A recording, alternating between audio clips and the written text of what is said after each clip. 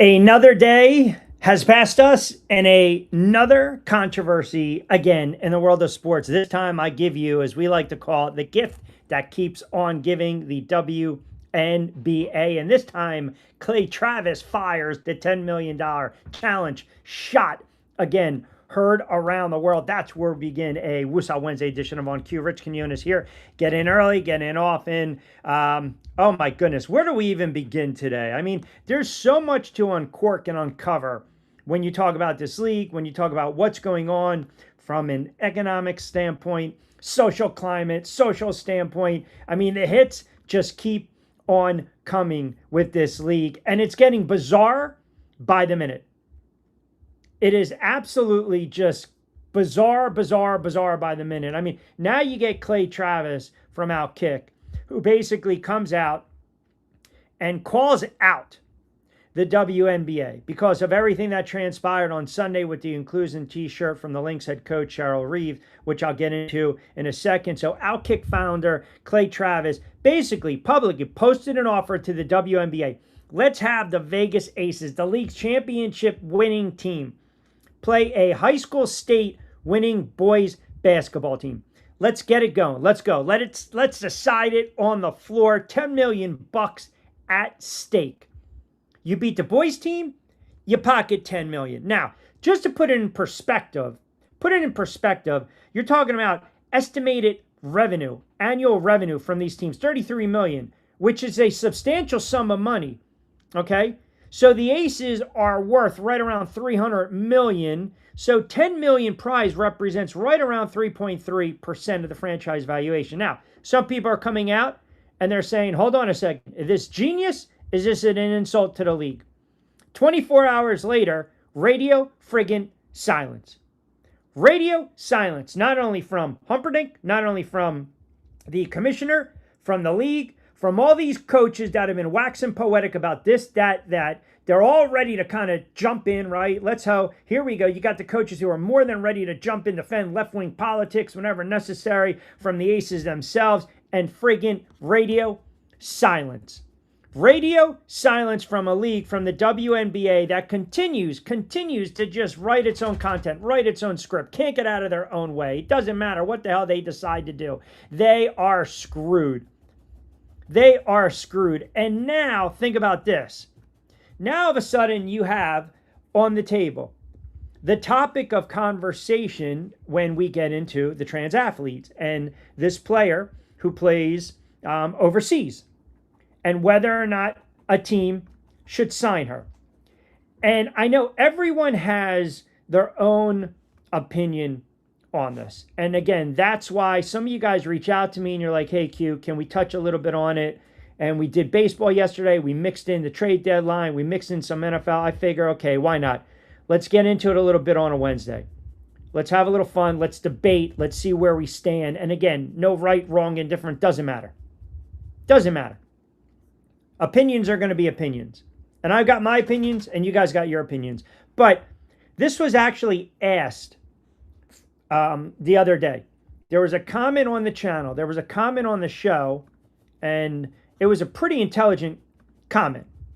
It was basically just saying, what did you think of Reeve with the t-shirt and addressing Sophie Cunningham? And I've got a couple thoughts on that. First of all, she's a bully and she's a hypocrite. She's a flat out bully and she's a hypocrite. Period. She's definitely a hypocrite. But what I think gets lost is this. What I think gets lost is this. We are in such a volatile time right now when it comes to this league and how we view this league and the perception, the narrative of this league. And everyone has an opinion. Everyone has an opinion, period. Period. And you're entitled to your opinion. You're entitled to your opinion, and if you believe in your convictions, you believe in your convictions. Who am I to tell you otherwise? I will tell you exactly where I stand on this. Okay? I'm going to tell you where I stand on this. But first, I want to address, again, this head coach on Sunday who basically is calling out a player over their personal views, which probably, if you're really being fair and objective, says more about the coach than the player. So now you've got a situation Sunday, national window, national TV, two teams that are red hot at the time prior to tip-off. One's winning 5 in a row in the Fever. One's winning 9 in a row in the Lynx. Here we go. Here's the matchup. Miles and Caitlin Clark and the Fever and Minnesota. And let's tip it up, right? So you got a coach who's coaching a female team. And I asked you, do you think it would be fair for your female team to compete against individuals born as males? So she wears her shirt, time and place to wear the shirt. Like, listen, go live your life. Go live your life. No one is sitting there saying you can't transition to X or Y. I don't care about that. No one is saying that. What you're talking about, the crux of what Sophie Cunningham was basically saying, and others have said, is in the level of competition. That's all she was saying, and it's flat out wrong, competing against the women. That is all she was trying to say.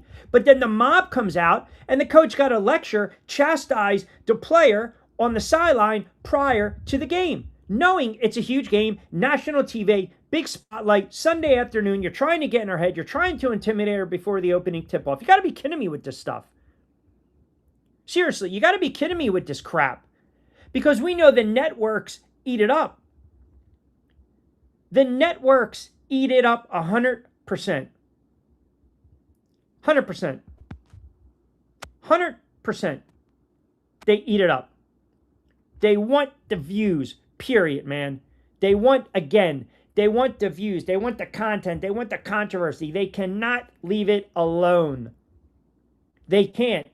They cannot leave it alone until it gets to the point where it's going to cost them. It's going to cost the league. It really is. I don't care what the evaluation is. I don't care what these teams are valued at this moment. I don't even give a damn about the ratings. I don't care about the eyeballs. I don't care about the revenue. You know what's going to happen eventually? Networks will grow tired of this. Eventually, sponsors will go and grow tired of this. They will. They will.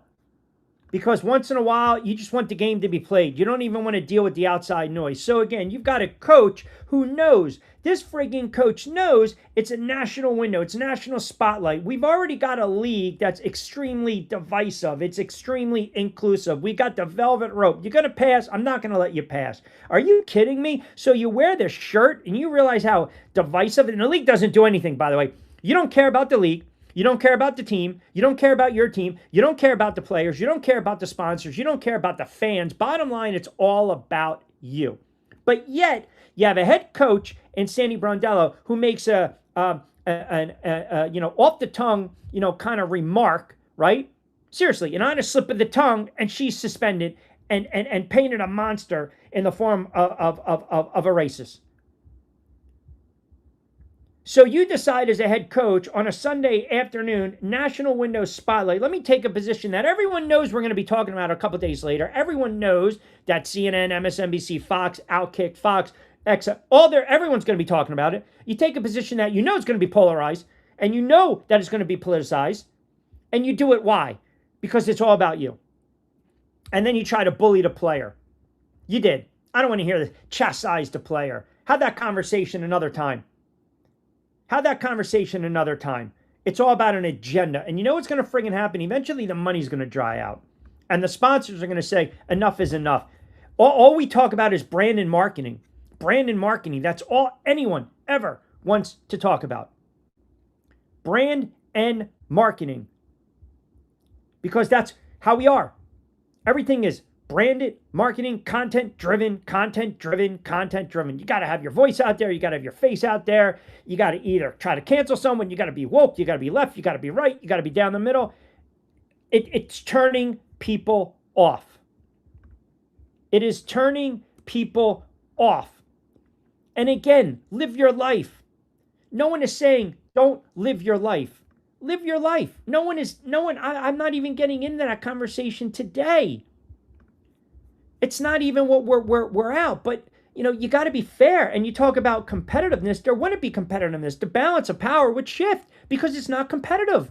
It would not be. So you're all about the brand. Here you go. You're trying to build up this league that's been around for 30 years, the best you can. Bring your eyeballs to the sport. Get the fans to buy in. Black, white, yellow, green, straight, gay. It doesn't matter. Let's talk ball. Let's enjoy the product on the floor. They cannot get out of their own way because it's all agenda driven. It doesn't even matter if they turn around and get rid of this commissioner. It doesn't even matter if they bring in people from the NBA. It doesn't really matter because what they're doing, they are alienating. They are alienating a lot of people. A lot of people. It's all driven by the most powerful thing in someone's life and world. It's their friggin' ego. You get clownish people like this coach. And I understand she's a great coach, and I understand she's in the hall, and I understand she's won. I get all that. I'm not talking about the X's and O's. I'm talking about the mindset, where she's coming from. That's not a sincere, genuine place. That is me just pushing my own agenda. Wear it outside, that's fine. Don't wear it at the game you're coaching in because it's a reflection on the league. And you're going to sit there and you're going to try to sell me on the point that, it had nothing to do with the team you were playing, nothing to do with the opponent you were going against, nothing to do with Sophie Cunningham, nothing to do with Caitlin Clark. Are you kidding me? It was all about that. That's bullshit. It was by design. It was absolutely by design. So you have a player come out and they're speaking out against biological males competing in female sports, so everyone's divisive, and you got the rallies and you got the protest. Where's the freaking common sense? Where is the common sense? Did we lose it? Did we lose it? Did we lose common sense? Did we lose sight of everything? I just, for the life of me, I don't get it.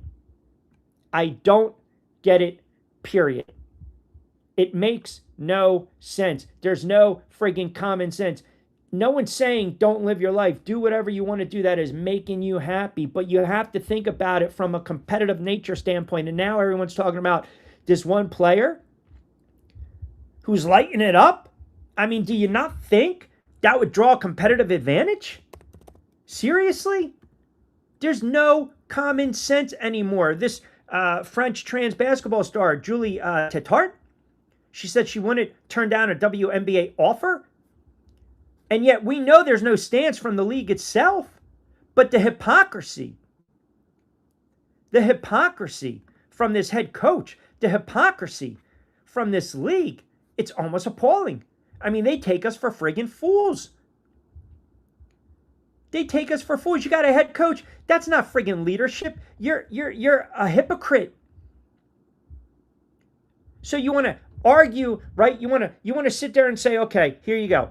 You got Reeve, you got the WNBA, right? So you're arguing, you're advocating for biological inclusion, right, in female athletics, which contradicts your basic core principle and mission of protecting biological women in sports categories. And we're going to sit here and we're going to praise her because you want to talk about then create a separate league. Create a separate league. Create a separate league. Like, again, I'm not against someone who's trans. I'm not against a trans athlete. I'm not. Let me start by saying that. I told you I love everyone. Black, white, yellow, green, straight guy. I don't care, man. Let's talk. Live your life. But at what expense? Expense of what? A young woman, a young athlete raises girls? That's not fair to them. That's why they have this league. And I feel bad because inclusion sucks. Divisiveness sucks. It really does. Like, there are so many hurdles that a lot of people have to overcome that they just don't get a fair shake. They don't. They don't get a fair shake. And it's unfortunate. It really is. But I also believe sometimes, it's like self-sabotage in the worst way. I really don't know how else to say it. And what Clay Travis is basically doing, put your money where your friggin' mouth is. Put your money where your mouth is. Period.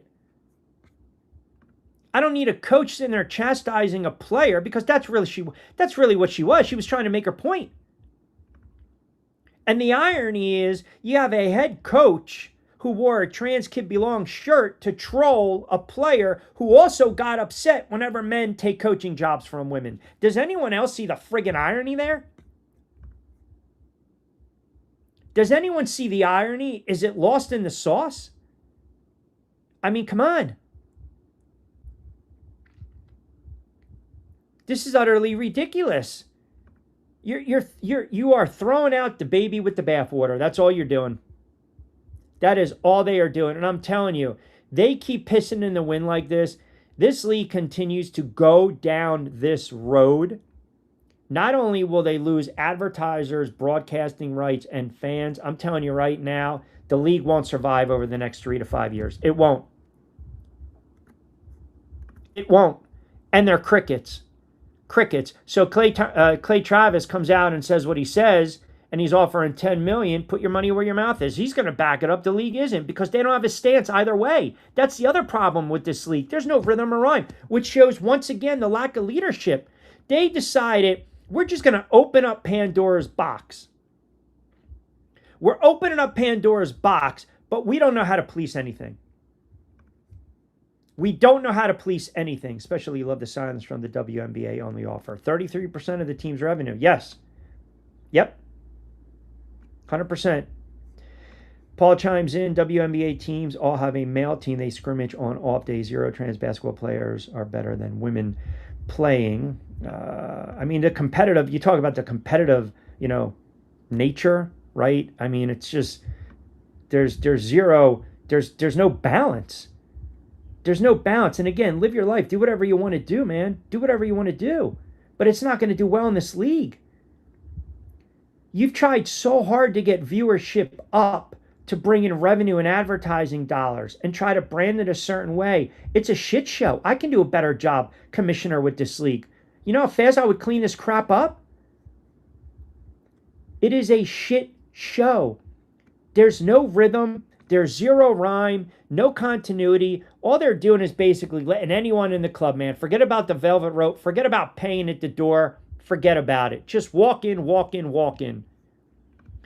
Anthony chimes in, WNBA viewership goes up or down if they allow trans men, because I'll stop watching completely as much as I like CC. And you're entitled to that. You're entitled to that. And I appreciate the opinion. I totally appreciate your opinion. And I think because it's so inclusive, it is turning people off. And now you've got the players, they're getting so tired of answering these questions. That's another thing. You get the friggin' media, the conservative media. I mean, they're all trying to do the I gotcha moment. You listen there, they're not, certain players will not win with a certain fan base, and they will not win when it comes to certain members of the media. And I get it. Everyone wants Caitlin Clark because everyone deems her the face of the league. We've said it on this air. They want her to be bolder. They want her to be more aggressive. They want her to have more definitive convictions, statements, because she can't really sit out these conversations. But to be fair, she has used her voice over the last several years, but it's not to like people's liking at the end of the day. It's not. If you go back to her rookie season, what'd she say? She had a strong statement against influx of hate, harassment, misogyny, racial abuse, right? She's come out and talked about, getting better referees to help control the physicality of the game. She talked about the game that she grew up admiring and wanting to be with it. After the Thomas controversial play that sparked all this ridiculous aftermath, she basically opened up her media availability with a 5-minute monologue that basically said, hey, man, you know what? We're not going to do this. We're not going to do that. We're not going to tolerate the hate. Yeah, it's a physical game. Let's take care of the officials. Firing the cross, the shot across the bow, right? You've got a league that has a chance to defend women's sports, and at every single solitary turn, you got a co-owner, a jackass clown co-owner cursing out 2 teenage girls out courtside because they're supporting Cunningham. You get a league that's dodging the real question, right? So if women's sports aren't for women, who are they for? What are they for? That's the question. That's why Travis did what he did. That's why Clay Travis did what he did, to kind of shut him up. Put a fork in him. So then let's have that conversation. I mean, it's unbelievable. It's absolutely unbelievable. The difference with Billie Jean King and Riggs, that was more like the sexism, right? And plus, Riggs was an older guy at the time. Billie Jean King was still young in her prime, right? Hell of a player, right? And you're right. I mean, everyone watched the special, but it's different now. It's totally different. You don't have the news cycle like we do, Paul. You don't have social media like we do. You don't have, back in the day, sure, there were people protesting certain things. There were people protesting war, the Vietnam War. People were protesting certain things. They had their stances. They had their thoughts, especially in that era in the 70s, right? The love, the peace, the happiness, the hippies, everything. But now, 2026, man, it's the Wild Wild West. That's all it is. It's the Wild Wild West. So some might think, what Clay Travis is offering is an insult. I don't. I think it's genius, because now it's actually telling this league, hey, man, you know what? Put your money where your mouth is. Put up or shut up. Or enough is enough. Enough is enough. Like, what was the whole point of creating this league? What was the point? They cannot get out of their own friggin' way. They can't. They can't. And you've got some players, and one of them I think is Caitlin Clark, that maybe is uncomfortable a little bit with the fame. When she's coming out saying, you don't know me. I mean, they tried to poke, prod, everything. And she's like, I answered it. Like, I get the media's job is to ask difficult questions. But I think with this individual player and young lady and Caitlin Clark, stop expecting a different answer. It's not going to happen. Because then you get the mainstream media that's banging their head on their wall, and then what are they doing? What are they doing? They're trying to amplify all these other voices in the WNBA. They're trying to grab one player and make them the face to answer certain things. Like, you can't win.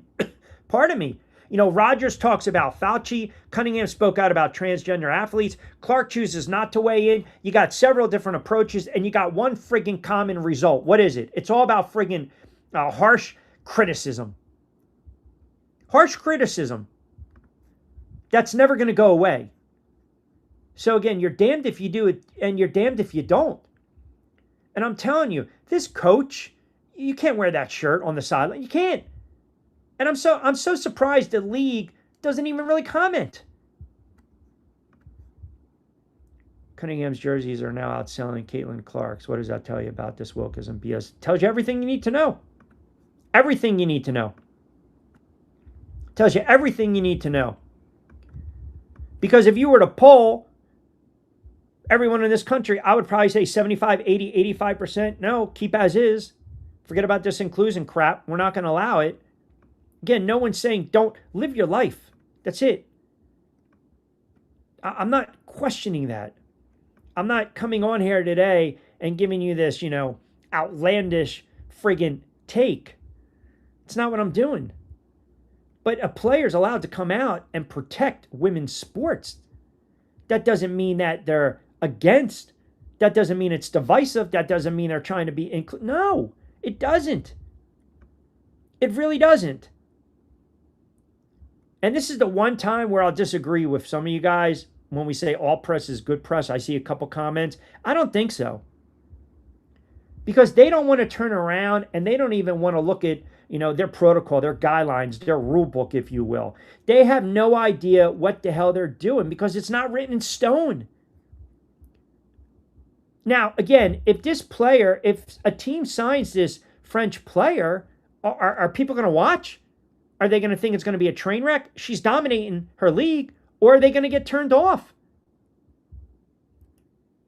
I mean, it's just like I said, there's a place for it.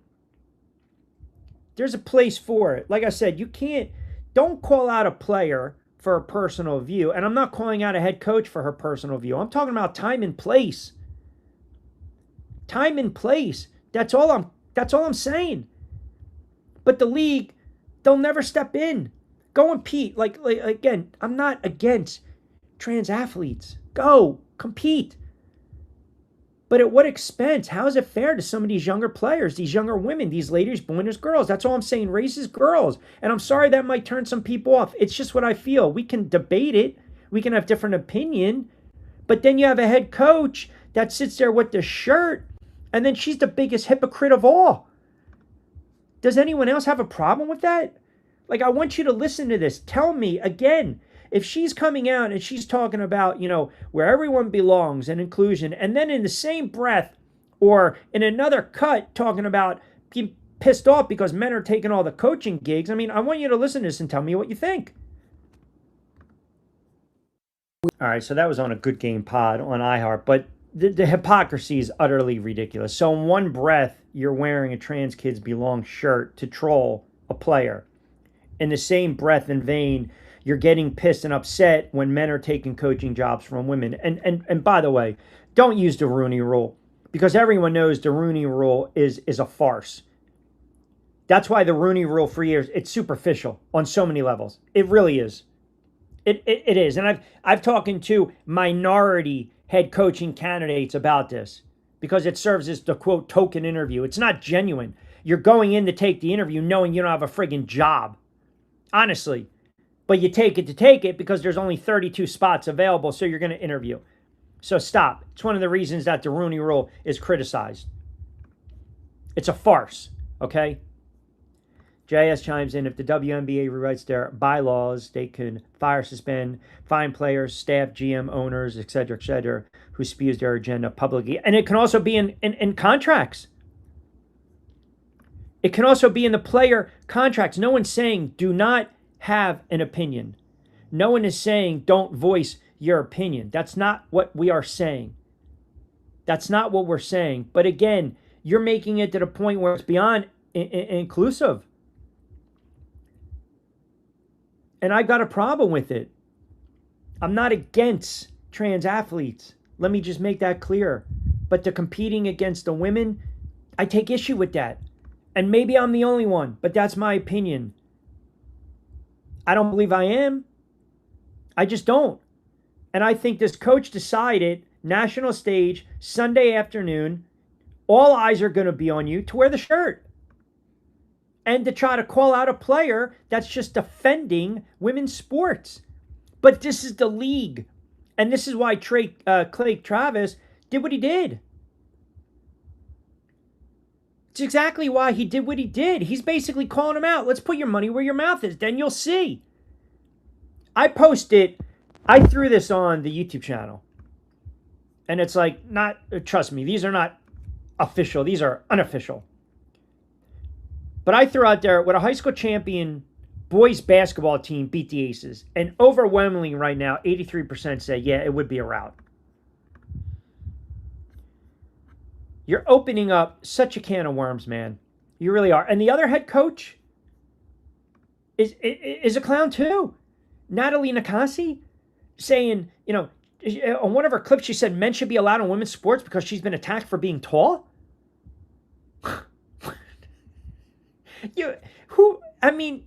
I know it's a Woosah Wednesday.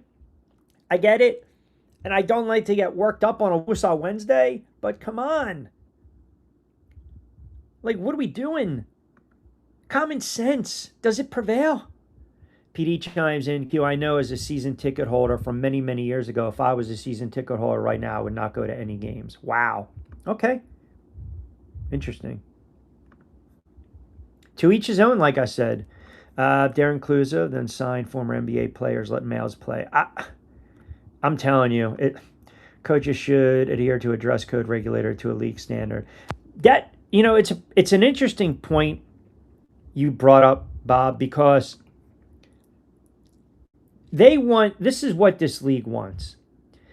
This league wants you to be expressive and have an opinion when it benefits them as a whole, as an entity.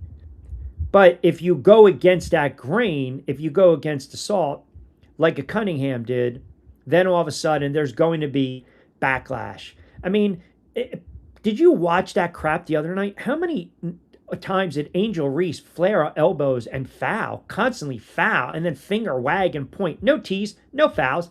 Like, they placate who they want to placate. They protect who they want to protect. They tap dance for whoever is playing the music that they want to tap dance for. It is a cluster. It's like waking up inside and deciding, what kind of chaos and havoc can I wreak today? What can I do today? Because there is no line that's drawn in the sand. There's zero accountability, but there is a substantial amount of culpability. They can't get this season done fast enough. They cannot end the season, end it, couple more games, get to the friggin' playoffs, get the hell out of there, done. They cannot get out of their own way. And I don't believe, the more I think about this,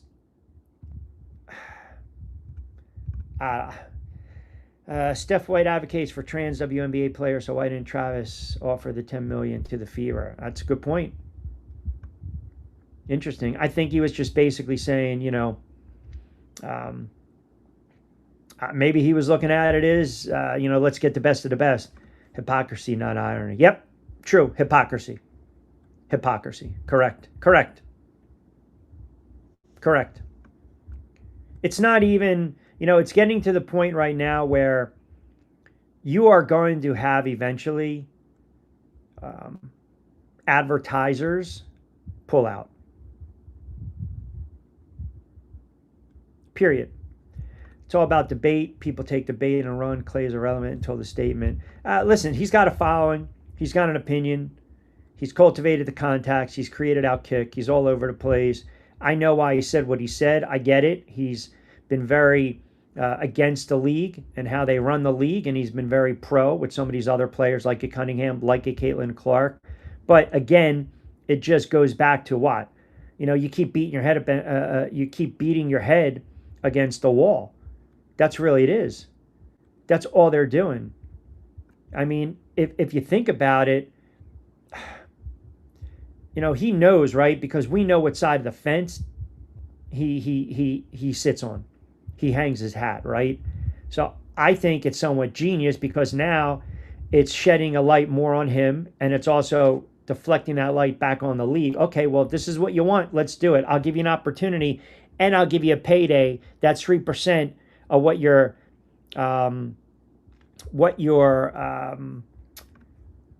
these franchisers are valued. But the head coach, I have a problem with. I have a problem with that. I do. Like I said, I mean, I feel as though you're kind of going after the wrong thing. You're going after the wrong player, if that makes sense. Like, listen, Cunningham kind of takes the high road talking about the conversation on the controversy quote. She had stories about her point of view. And then she kind of adds it, hey, nothing but love. Okay, fine. I like that, right? Because she knows she's a smart kid. They're not going to get her. They're not going to, I gotcha. They're not. But then all of a sudden now the media wants to ask the Fever head coach her thoughts. The media wants to ask Caitlin Clark. Like, when all of a sudden, why? Because we deem her the face of the league. She's got to be in the forefront for this. She has to answer. She has to. When you already had a player that basically standing by her remarks. Now I'm hearing, well, Caitlin Clark really should have defended her teammate because her teammate was defending her. No, you know what I think was happening? I think Cunningham believes what she says. She's not afraid of the spotlight, and I think she's putting more of the spotlight on her to take away from the team and Caitlin Clark. That's what I think she's doing. She's a foxhole person. You want her in the foxhole with you. You want her in the foxhole with you, 100%. Because not everyone's going to tip their toe in the waters when you're talking about this. They're not. So you have a player that decides to not take a side, saying it was not something discussed in the locker room. Just move on.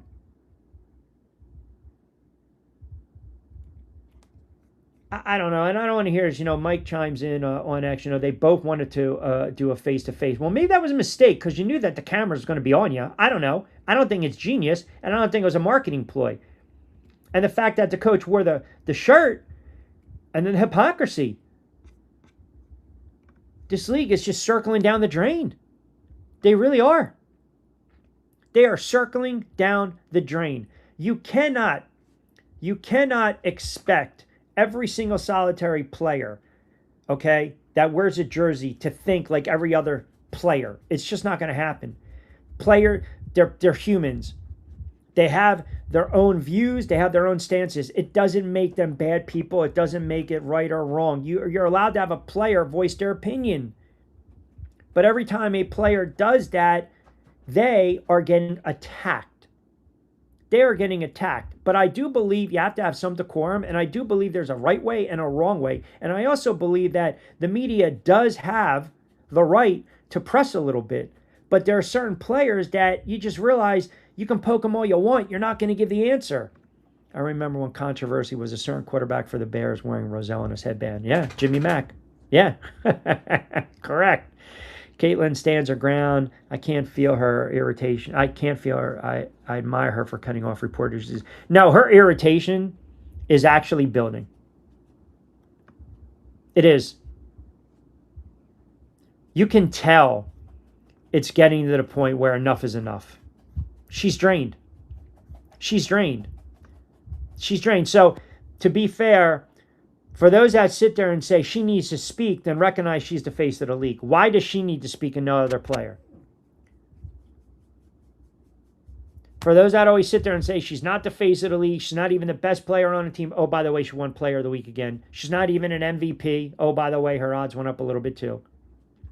If you're going to say all that, then you can't get on her for saying, for not speaking. Can't have it both ways. Sorry, it doesn't cut like that. It just doesn't. 80% of the country do not want men in women's sports. I would love to know what the percentage of LGBTQ paying fans are. I couldn't even answer that. I could not even answer that. I believe, too, sometimes, because it is human, you can tell if people really have an opinion, and you can tell if people have strong convictions in what they believe in. They will stand up for what they believe is right, wrong, or indifferent. But I also believe there are weak-minded individuals out there that will go along to get along, if that answers your question, where they don't want to disrupt the apple cart. They don't. They don't want to go against the grain because they know if they do that, they're going to be an outcast. Nobody will watch if that man signs with any team. Simple. People are going to watch. And I'm going to tell you why people are going to watch. I equated this to the car crash, the train wreck analogy. You guys are driving along Parkway, Expressway, major routes, back roads, whatever, countryside, enjoying a Saturday afternoon. You start to see the lights, the sirens, boom. You start to see the detour signs, you start to see the markers on the road, and you got a car crash. You got a car crash. We are humans. We are wired a different way.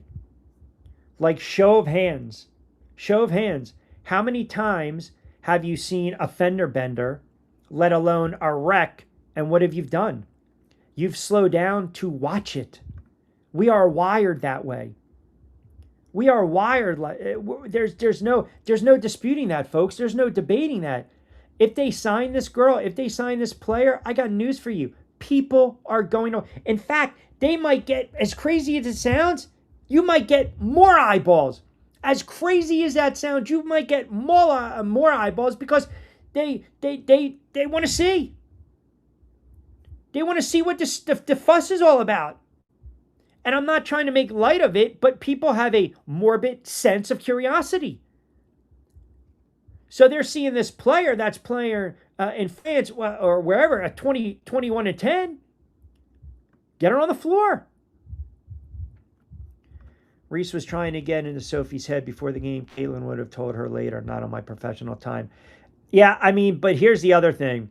Remember, the networks know what's going on. They got spotters all over the place. These are not singular camera shoots. These are multi-camera shoots. Multiple cameras, right? Multiple. So they knew exactly where this head coach was going to be. They knew she's walking over to Cunningham. Cunningham's walking over to her. I guarantee there was something said prior to PR-wise. Address it. Get it on camera. Kumbaya. But I believe time and place. And your point, I do think this coach was trying to get in her head. This coach knew the camera was going to be on her. This coach knew the gravity, the magnitude of this game. 12 o'clock tip-off, 1 o'clock tip-off, pardon me, Sunday. Here you go, national TV, big-time audience, 9 straight by the Lynx, 5 straight by Fever. Here we go. Let's see if they're going to step up in class and competition. Oh, by the way, Rookie of the Year, MVP candidates alike, all over the place, multiple All-Stars, but I'm going to steal the spotlight. I'm going to steal the spotlight because it's all about ego.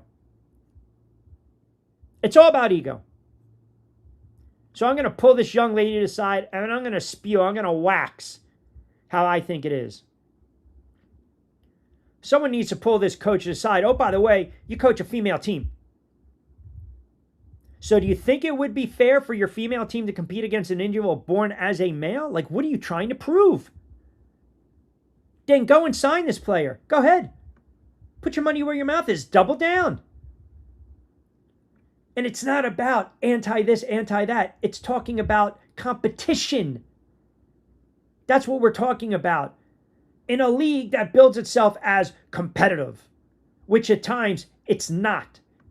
In a league that builds itself as having really great talent, which at times it does not.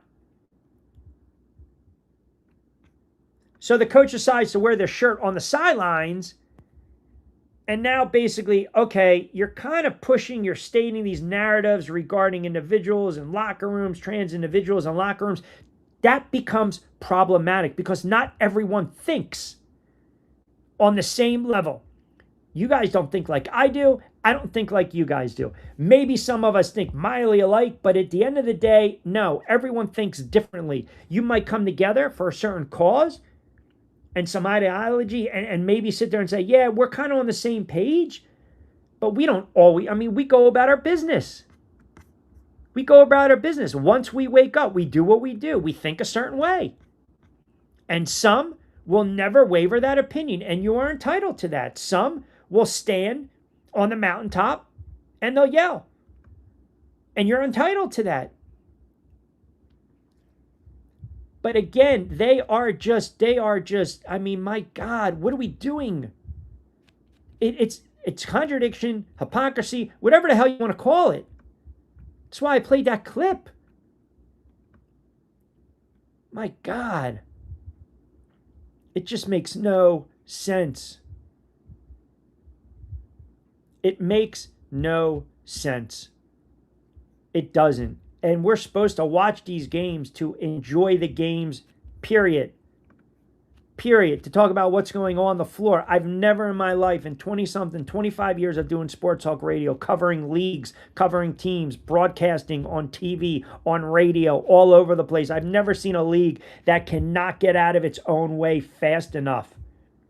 It is self-sabotage. It is the definition of self-sabotage. And I'm telling you, if they continue down this trend, if they continue down this path, this league will cease to exist within 3 to 5 years. They are alienating a lot of people, and they're alienating people that are cutting the checks.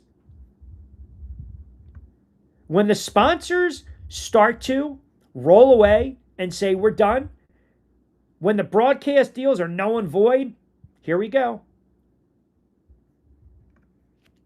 That's all I'm trying to say. Transition away. Go ahead. I'm talking about competing against women. That's what I'm saying. I'm sorry. There's no anti-inclusion with that. You're talking about competitive. No, not even close. Rooney Rule. Didn't help get minorities job, at least get them an interview. Which is still, again, which is still to me, it's a farce. I've said this for years. I've had this conversation with James Hasty. James Hasty, who played in the NFL for a long time. An all-pro, defensive back, Jets, Kansas City, cup of coffee with the Raiders. He came up with an idea, the CPAS, which was the Coaching Performance Assessment Tool system, which basically is try to curve the coaching performance assessment system to kind of curve fixing the NFL's hiring process. And a lot of it had to do. It's on the channel. You go back to my archives, I think it's like November 2023. It was regarding Eric Bieniemy And he's tight with Eric Bieniemy. And I know Eric Bieniemy's going through a lot of family stuff, but just for context, a lot of people were overlooking Eric Bieniemy because he wasn't interviewing well. He wasn't interviewing well. So the argument was, okay, fine, if you're not interviewing well, not an issue. If a GM, if an owner decides to just hire the best individual for the job, then you have to live with that. It is what it is. But again, the NFL coach hiring process is flawed, because if I'm going into an interview, if I'm trying to get a job on a network and I already know prior to preconceived, I know that I'm not getting the job. It's like, okay, part of me is like, well, what the hell am I wasting your time and their time? Well, the counter argument is it's always good to just interview. But at the end of the day, it's not doing me any good because I already know I'm not getting the job. I mean, it's just ridiculous how he chimes in. Elbows have to be stopped before a star's career is ended. Listen, the refereeing, my friend, is just, it's horrible. And it's okay for her to point a finger and to stand on top of a player and not get a T. There's zero rhyme or reason of what the hell this league is doing on a daily. I mean, it justifies, right? She's getting the call. She's getting protected. Yeah. And oh, by the way, because the coach had a slip of a tongue, okay, period, slip of a tongue, period, she gets suspended and she's paid an racist. I mean, you just can't make this up. You cannot make this up. Season can't end fast enough. And it's not going to go away because no matter what, again, they are going to have these same problems. They're going to have these same problems. It doesn't matter who you hire. No one's going to be happy. It doesn't matter what you do the officiating. No one's going to be happy. And again, it doesn't matter, what player you bring and what player you don't. There's always going to be criticism. That's exactly what he's doing. He's calling them out to prove his point, to show them how foolish and lack thereof common sense they have. It's exactly what he's doing. And I don't know who would watch and who wouldn't. Total Strange chimes in. Always good to hear from you. Cece shouldn't be forced to say anything that she doesn't want to. Well, here's the problem with that. I agree with you on face value. Here's the problem. In one breath, in one vein, the critics will come out and say, if you are the face of X, Y, and Z, then guess what? I've got to tag you with being the face of X, Y, and Z, which means you've got to be an expert on X, Y, and Z, which is, to your point, ludicrous, foolish, makes zero sense. I agree with you. And I believe if she answered a question, you let sleeping dogs lie. I believe if she sat there and said, I think I already answered it, you move on. But this media, not media, these activists, these pacifists, they're not media. They're not credible journalists. They're not. So the league, the problem here again is the league opens up this Pandora's box. The league turned around and did what?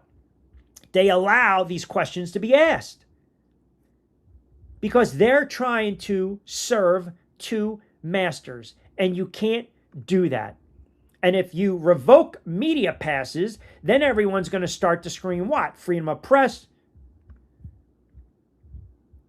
inclusive, discrimination. Why are you not counting me? Why are you not giving me my press credential? Why? Because I asked the face of the league a question. She answered it. She didn't want to bite anymore, to your point. She is in a damned if you do, damned if you don't, again, situation. Period. It just doesn't matter. It doesn't matter at this point. It really doesn't. She can answer whatever she wants to answer. And she can say whatever she wants. And it's not going to be acceptable by certain people. If she says the wrong thing, she's going to be labeled a certain way. If she doesn't say the right thing, she's going to be labeled a certain way. There's always going to be criticism. So, once again, my pushback is If there's always criticism regarding one singular player in this league, doesn't that tell you she's the face of the league? Now, is there a responsibility? To some extent, there is. But if someone's uncomfortable having a conversation, move on. You're allowed to ask a follow-up. You press a little, and guess what? She's not going to bite. She's not going to bite, period. JD chimes in, Q, you're sounding like you're contradicting yourself because you didn't feel this way about Angel Reese. Totally different scenario, JD, on X. Totally different scenario. I said the whole thing about Angel Reese, who went on Twitter and basically had the clown emoji at the head coach and then the league. Then she just basically was not educated on the phrase. She misconstrued it. She took it out of context. She painted this woman as a racist. And then when she had her de facto little press conference, what were her comments, JD? She literally turned around and said, this is the first and only time I'm going to answer this. So even when she said what she said, she controlled the narrative. She controlled the media. And the media was not going to press her. You know why? Because they were waiting for this moment. They were waiting for a coach to slip up. They were waiting for a coach now to be painted X, Y, and Z because this is how the media, these activists, think. So they were all on her side. No one was going to follow up and press Angel Reese in that regard. You know it and I know it. So sorry, I got news for you. Your example, it's a bad one. It's a bad one. If I say something and I attack a head coach and get this head coach suspended, and basically out of nowhere, with no knowledge or education or anything to factually back it up, label and paint this coach as a racist, and then the next day, a microphone's in my face, I better have the balls and stones to sit there and say, I'll answer any question you want. She decided not to do that. That's the difference. She decided not to do that. She started to press her off by saying, I'm only going to address this once, meaning I'm done talking about it after 30 seconds. That I have a problem with. But yet you have media up here that constantly sit there and poke and prod certain players because they want them to slip up so bad. You know, what happens? Who cares at the end of the day if Clayton Clark says, yeah, I don't support this, I don't support that. What are they going to do? Kick her out of the league? There's always going to be backlash. Always. There's always going to be criticism. Always. It does not matter. It just doesn't. But again, the problem is when this head coach basically puts the spotlight on her, it's not about what you're really trying to push or support. It's all about you and your freaking massive ego. And you're doing it against a player that you're not going to have the audacia moment. It's just not happening. You know it and I know it. I mean, it's a circus. It is a circus. And like I said, whether you would watch or not, if they sign this player, I'm telling you right now, the ones that sit there and say, I will never watch the game again, you will watch out of morbid curiosity. You will watch. I know people that sit there, they hang their hat here, they hang their hat there. They'll listen to CNN, they'll listen to CNBC, they'll listen to MSNBC, they'll listen to Fox, and they get sucked into everything that's being spewed by these friggin' clown talking heads. And then they walk away after an hour or two, and guess what? There's a friggin' expert on politics. It doesn't work like that, man. Sorry. But a lot of people go along to get along because they're not free thinking. They're not. So the morbid curiosity is you're sitting there with your buddies, you're about to maybe bet on a game, you're at the restaurant, you're at the bar, you're sitting at home with your roommates, and all of a sudden a game comes on, and this kid, this girl is playing on this team. Morbid sense of curiosity, you're going to watch. And if you support, you support. If you're going to be a clown and you mock, you're going to be a clown and you mock. Or you're going to sit there and say, that's disgusting, that's going to be disgusting. You're going to text your friends and say, hey, do me a favor, put on Prime, put on ABC, put on ESPN, put on CBS, put on Ion, check out this WNBA game. Can you believe that they got this trans, whatever the hell this is in the league? That's how people react. That's how people react. It's a morbid sense of curiosity because you want to see, because we are wired differently. We are wired differently. I go back to what I said. Car crash, please. You can't tell me if you've seen 4 little fender benders or a car crash in your lifetime in 20, 30, 40, 50 years of driving. You didn't slow down and watch. It's just how we're wired. You'll watch for 5 minutes. Maybe you turn it off and say, enough is enough. I'm done with this. It's not my cup of tea. And you're entitled to that.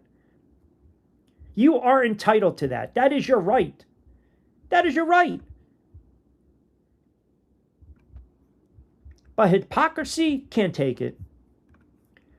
Of course, folks will watch. CC fans said they were boycotting this. Week later, we're bragging and claiming credit for the $2.5 million. Or as you guys call them, the Clarkies.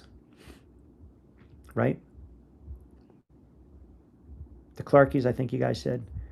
Cheryl Reeve is a great coach and a horrible role model. Bingo. Bingo.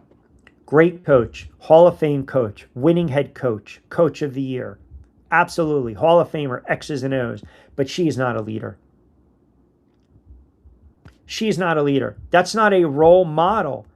That is doing everything that this league said years ago they don't want to do, which is be divisive, which is be inclusive. But yet, that's where they morphed into.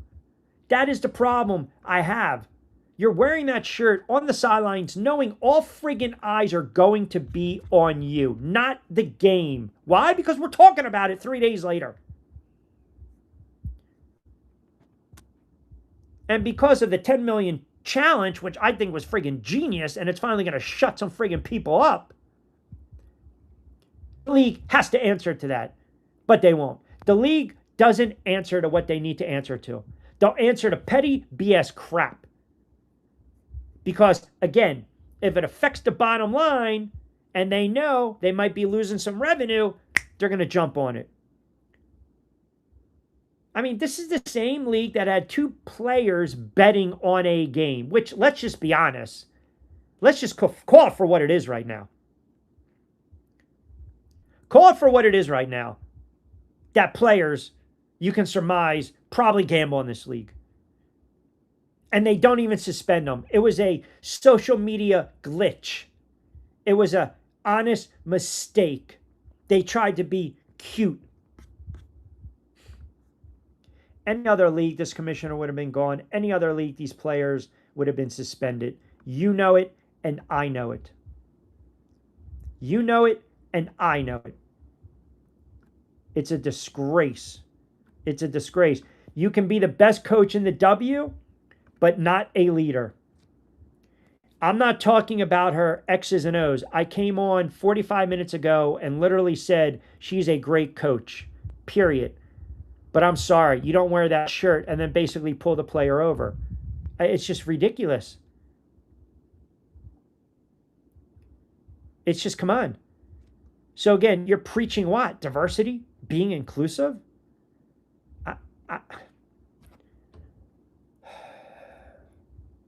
You can't preach diversity and then being inclusive. Inclusive is inclusive. Either you're in or out. Diversity, it's another thing.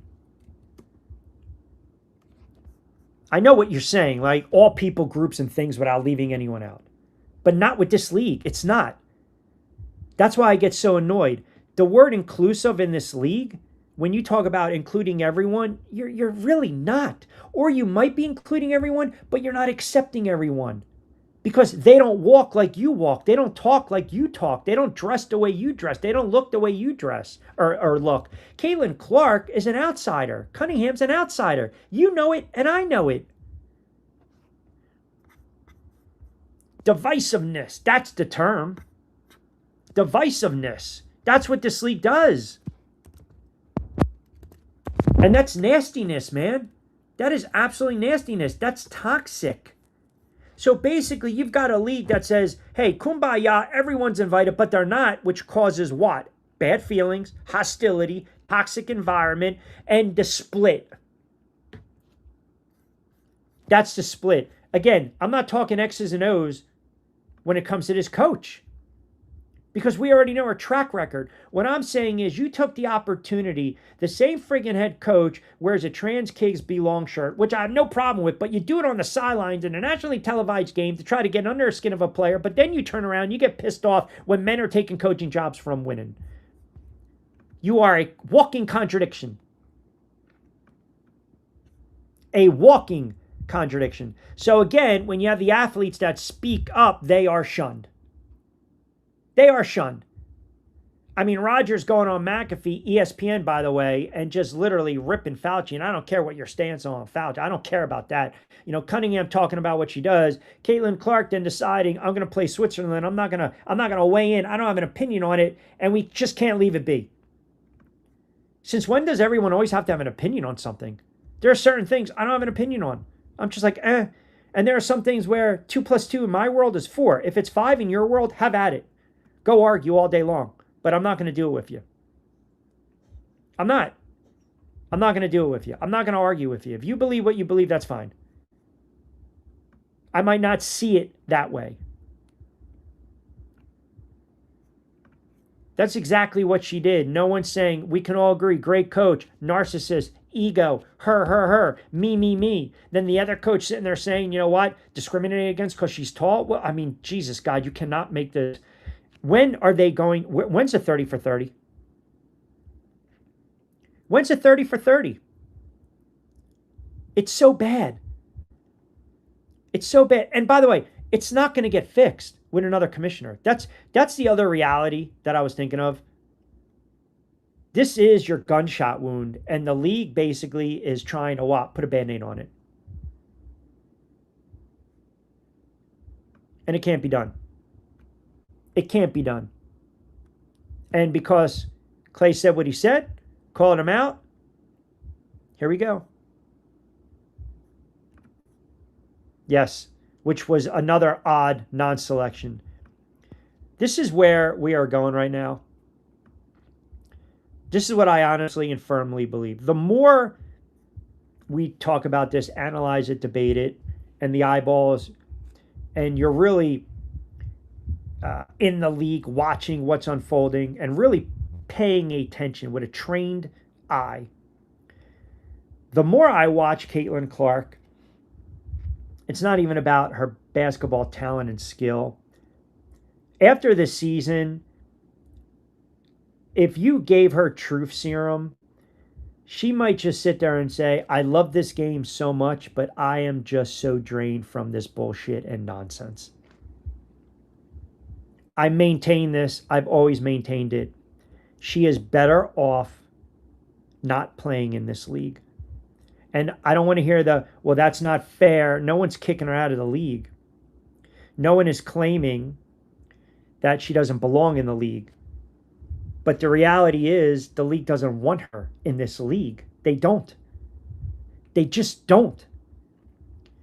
I've never seen a player get beat up like this before, on the floor, off the floor. I've never seen a player who's driving so much revenue and eyeballs and branding and marketability and jerseys sold and newer fans, and yet they continue to shit and crap on her. And the media, they're not even media. They have such anger and hate in their eyes and in their heart and in their tone.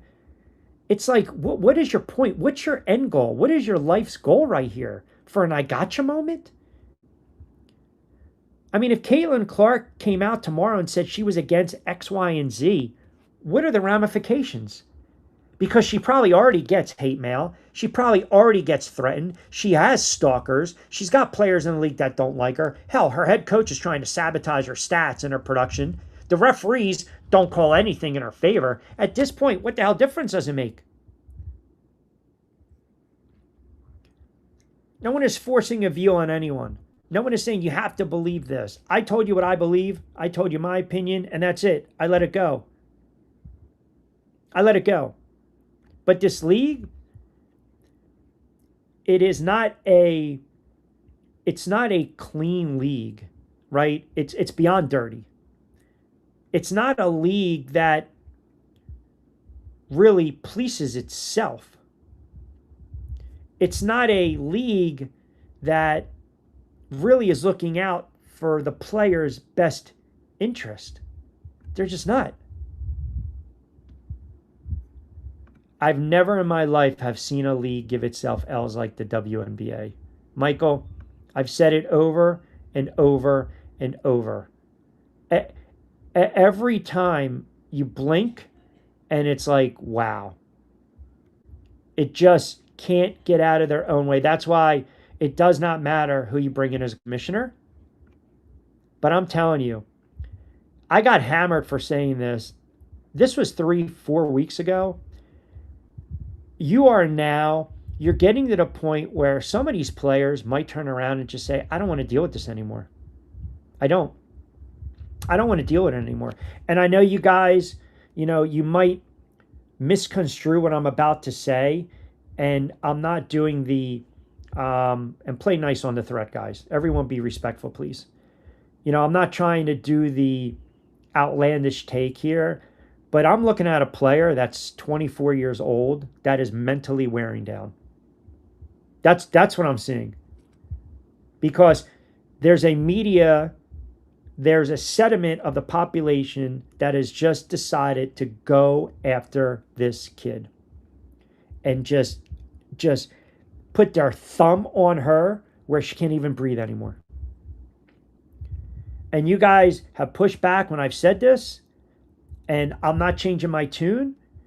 There will be a point during the offseason, someone will get to her, someone will get in her ear and just say, it ain't worth it anymore.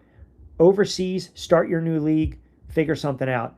Because this can't continue. I don't care if it's a shortened league. I don't care.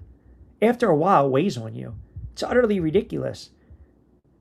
I mean, these media clowns, take their media credentials away. Organizations have the right to do that. Hell, Youth Sports sits there and says no flash photography. If you do, you're going to get removed. We're talking friggin' Youth Sports. Act a certain way. Act accordingly. They're not journalists. They're not objective. They have zero credibility. They're out for blood. They are. They are flat out for blood when it comes to these certain players, especially Clark and now Cunningham. If I was CC, I would announce my retirement due to mental anguish, emotional distress. See what happens in the WNBA, who was okay with her being abused and ridiculed for wanting to play basketball. It's bad, man. It's bad. And now that, a lot of you guys follow the league more, and now we see just the influx of content creators and social media, and everyone positions it a certain way because they want you to believe what they're throwing out there. It's so magnified. It's ridiculous. I mean, if I was that age and I can go somewhere else and play, and I got these contracts and I'm making millions, I'm the type of person I would say, you know what? Frig you. I'm not dealing with this shit. And at this point, I don't care what anyone thinks. Someone can sit there and say, Rich Quinones is too soft. He took his ball and go home. No, man, my life is too short for this nonsense. I banked enough money. I'm not going to deal with this on a daily basis. I'm really not. Should be treated like a queen overseas. I can tell you right now, there's not going to be questions about X, Y, and Z, black, white, gay, straight, trans, not. There's not going to be questions about that. They're going to give her the royalty treatment. It's just a matter of time, folks. It is just a matter of time where she's going to be like, enough is enough. Michael Jordan was a face and never made public statements. So remember now, it took Michael Jordan a couple years, right? And Michael Jordan, I think, was kind of a different cloth, cut from a different cloth. But you also have to remember, you're talking about 30, 40 something odd years ago. It was a different time. It was a different time with the NBA. They were worried about just surviving. They were worried about staying afloat. They were worried about eyeballs and ratings. And they were getting it when Magic and Bird came into the league. When Michael Jordan came into the league, there wasn't fanfare like there was when Caitlin Clark came from Iowa into the WNBA. You knew Michael Jordan, the coffin corner shot, right, against Georgetown, but he wasn't Air Jordan. He wasn't Mike. He wasn't his airness. He wasn't 23. He was Michael Jordan. And it took him a couple years.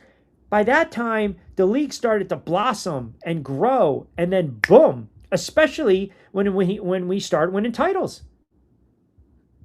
But I know what you're saying, like later in his career. But remember, Jordan retired in 2003. You're talking 23 years ago. Even when he retired the first time around, 98, social media beyond its infancy. Beyond. I think we had electric mail, email. You had no idea what it was. Remember, you had CompuServe. You got to wait for someone in the house to hang up the phone, or you got that try to get online. AOL, let me dial you up. It would take like 25 minutes. You sit there and have like 5 cups of coffee. We're at a different time. And it's not as pronounced in our face. Remember, everyone now, everyone's got to have the I gotcha. Everyone's got to have the I gotcha. It's all clicks, clicks, clicks, clicks, clicks. That's it. And Michael Jordan spoke on what Michael Jordan wanted to speak with, because at that time, he was making the league so much money through the branding, the shoes, the apparel, everything, and they were winning. You know, he can kind of pick and choose. And also, think about it. It's a little different. The media was different back then. That is the main thing. They all wanted to buddy-buddy with Michael Jordan. Nobody wants to buddy-buddy with Caitlin Clark in this media. They don't. They don't. I haven't read one good piece, positive piece written about this kid. It's just hit piece after hit piece after hit piece. Like that jackass from USA Today that almost doubled down. Oh my God, if Caitlin Clark continues to flop, it's going to put black players at risk. What? Like, I can't. I just can't. I'm telling you, man. I can't. Jehovah... diatribe of ignorance and bigotry. Clay Travis is a genius only by the people who take him seriously. Listen, like them or loathe them, they're all over the place, these talking heads. And the reason, he's got the money to back it up. He's got a platform. Believe what his views. Don't like his views. Call him a bigot. Call him a racist. Whatever you want. We're entitled to like a player. We're entitled to like a member of the media. But don't paint everyone with that broad stroke, because that's exactly what Angel Reese was doing with Sandy Brodello. And I think it's genius, because he's actually going out there saying how stupid the idea is. Common friggin' sense. Common sense. He's got the voice. He's got the voice. Again, whether you hang your hat here or not, it's politics, race, religion, social, beliefs. It will always filter into sports, which sucks, because you just want to talk sports, but sometimes we can't talk sports. We do have to talk about certain topics that are taboo to some. And I had a problem with that coach wearing that shirt in that situation. And that's just my opinion. And then basically trying to chastise the player who's not going to throw the coach under the bus. And then the league picking and choosing when it comes to a suspension standpoint. Why not? Hold on a second. How come they're so quick to suspend Brondello, but they don't suspend this coach? Why? Because that would go against everything that they, quote, believe in. There's a problem with that. There is a problem with that. You can't cut it both ways, period. Bingo. Totally different now. Totally different now. You're talking about the 90s, and we're talking 30-something odd years ago. Totally agree with you. And the way social media is, I mean, we're just handing out press credentials to anyone. I think the WNBA will be better off when the new fans leave and the money goes back down. This attention is overwhelming for the league and these players. But they bring it on themselves. A lot of it is self-sabotage. When the money starts drying out and the advertisers decide we don't want to support that product anymore, then it's a different animal. It really is. It is a different animal. And like I said, we all have different opinions, right? We are entitled to our opinions. We can debate it intelligently. I know when you talk, or when I come on the air and I have these conversations, these shows, these topics, some might sit there and it might be taboo. And I'm not trying to do anything taboo. I'm not trying to turn anyone off. I'm just trying to give you an alternative viewpoint, an opinion. And maybe because a lot of you guys have taken the time that are constantly commenting in, okay? And also what? You're saying to me, Q, what's your thought on this? What's your thought? Can we talk about this? Can you bring it up during the week? Okay, so that's what we're doing. We're having a conversation. Everyone's entitled to their opinion. As I always say, just be respectful. I know sometimes it's hard because politics race, religion, the conversation of trans athlete. These are sensitive topics to some people. They're sensitive. They are, at times, they can be very passionate arguments, debates, but make no mistake about it. My only, gripe, it's not against anyone. If you are a male and you want to become a female, have at it. Live your friggin' life. Go ahead. Don't get it twisted. Don't misconstrue. But when it comes to competition and playing in women's sports, I think then all of a sudden, the balance of power, the competitiveness, the basis for why you have this league, it's thrown out the window. It's thrown out the window. That's all I'm saying. That's all I really was trying to say, period. Paul says, great start to the week with your shows, excellent content and takes. I appreciate it, Paul. Thank you. Everyone's entitled to their own opinion. Bob says, I think the Fever PR team told reporters that they were only allowed to ask basketball questions. Go check out Sophie's last press interview. Well, the PR shot down, if you recall. Let's talk about basketball. Right?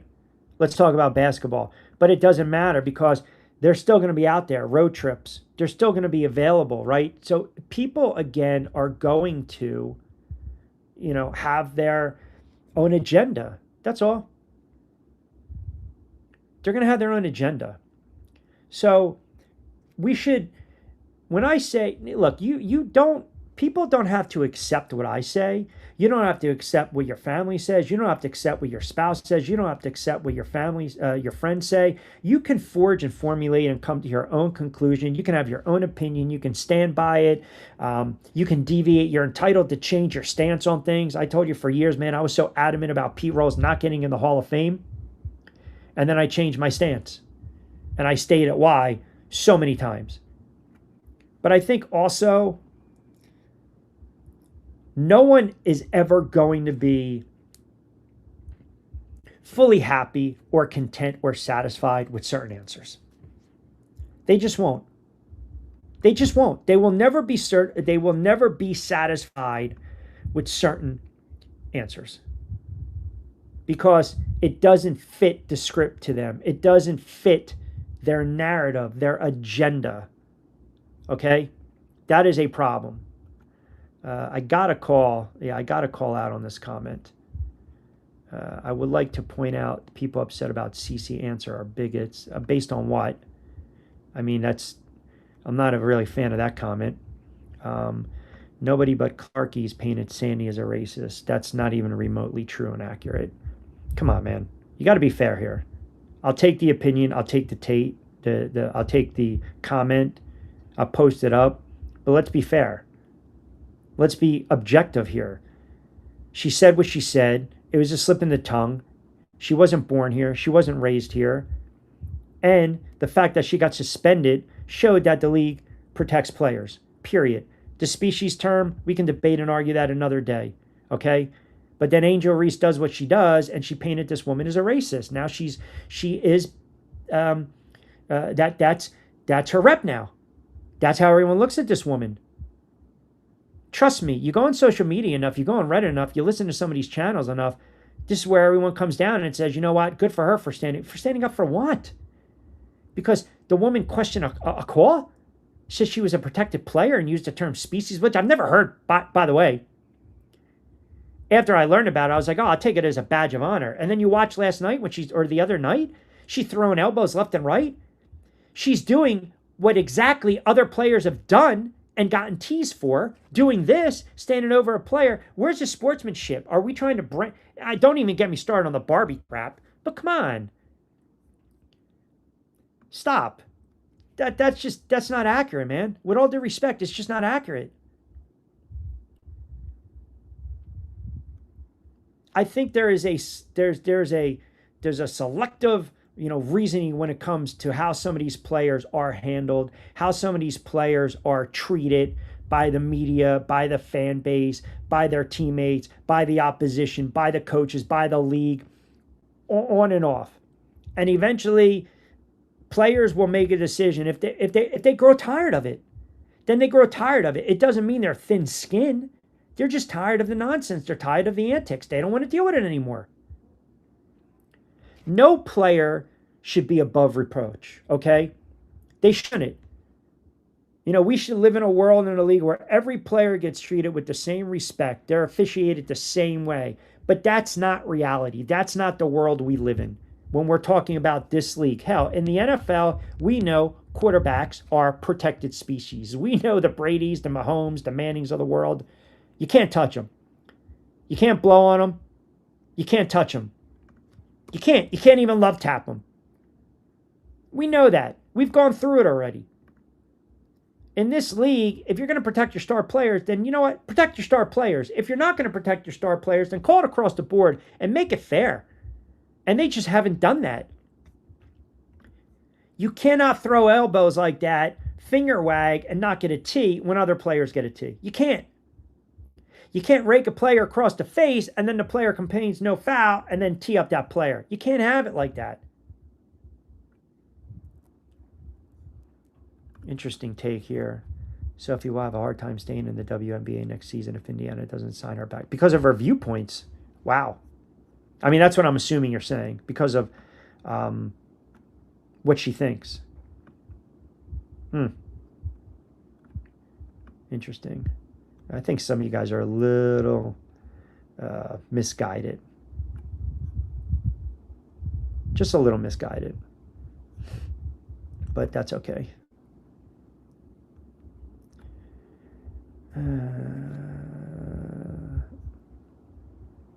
No, that's not true. Media goes after a lot of players. They just pick and choose.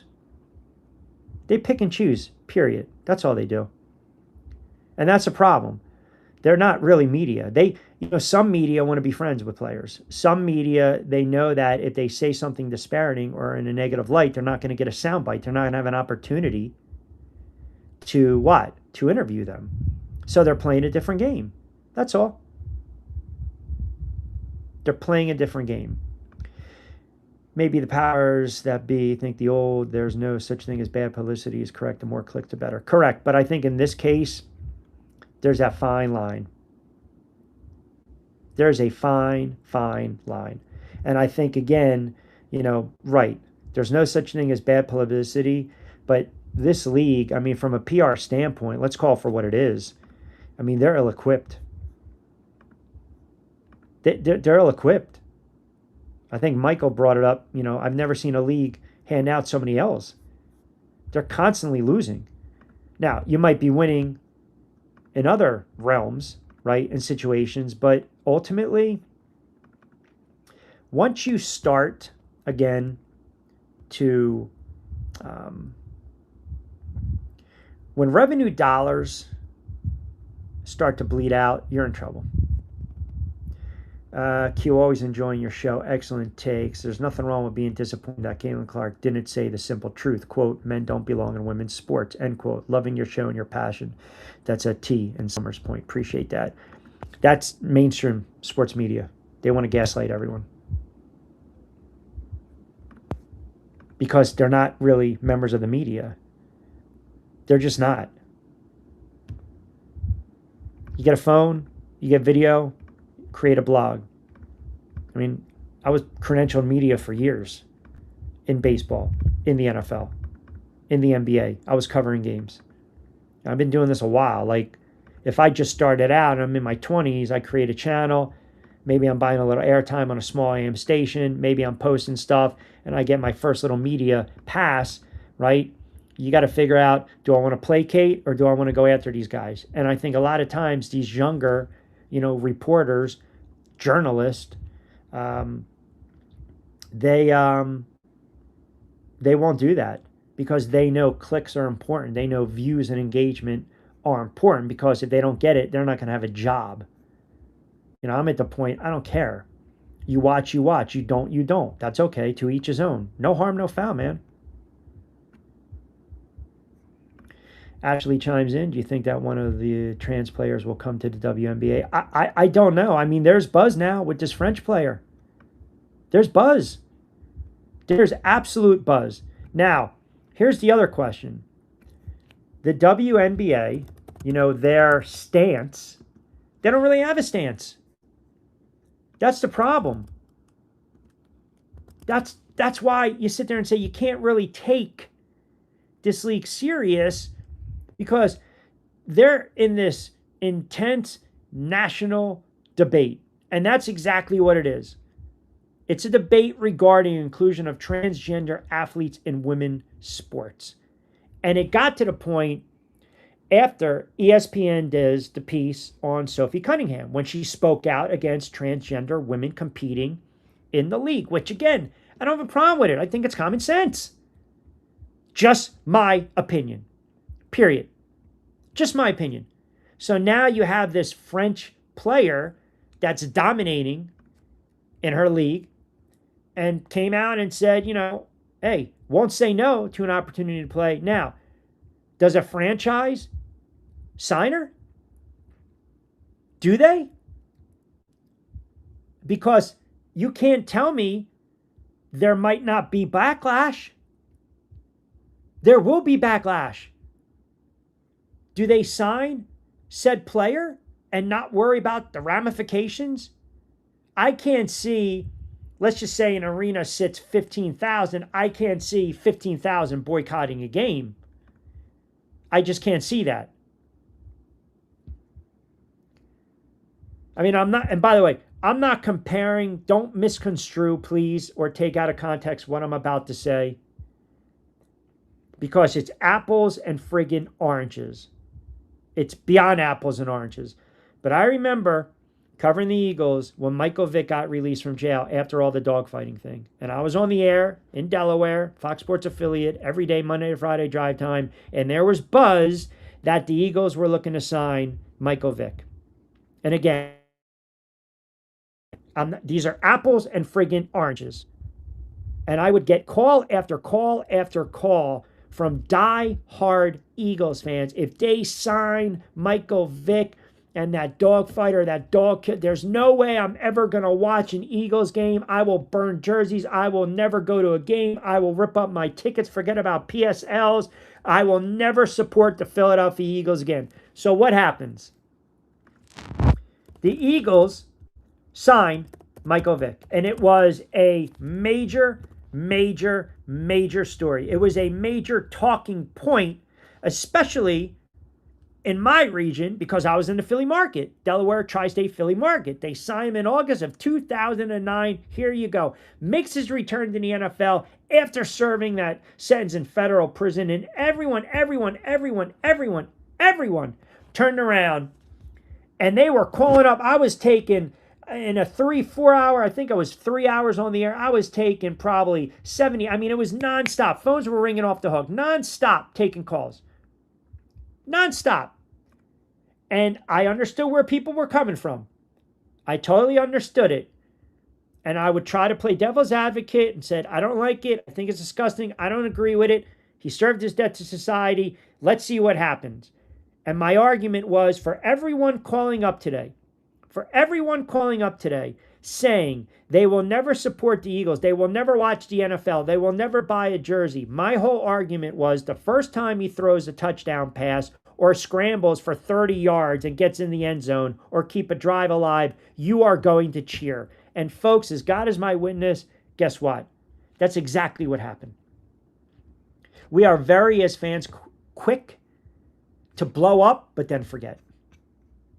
So I say all that for Ashley's question, that maybe there's an uproar, but for how long does it last?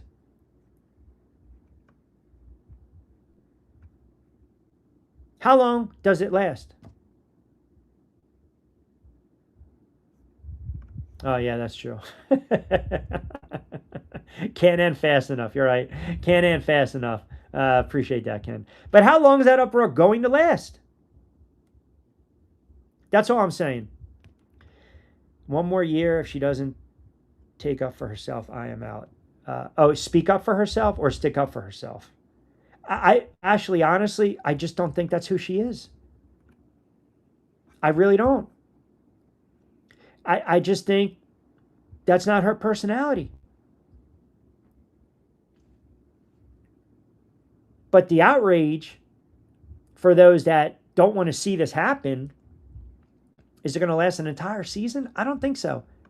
Again, I go back to that train wreck, that car crash. People are going to watch.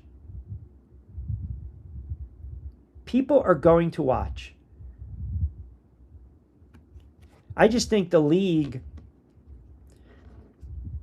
man, it's sad when you think about it. When you have something so good and pure and wholesome and talented, and yet you want to kind of drive it out. You want to run it out.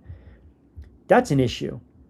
And I guarantee it's weighing on this kid. I guarantee it's weighing on this kid, and I guarantee it's weighing on her family. Like, it's just, it's when someone or an entity, like we've worked in jobs where maybe the boss didn't like you. I mean, hell, I couldn't tell you how many program directors. I mean, one program director couldn't stand me.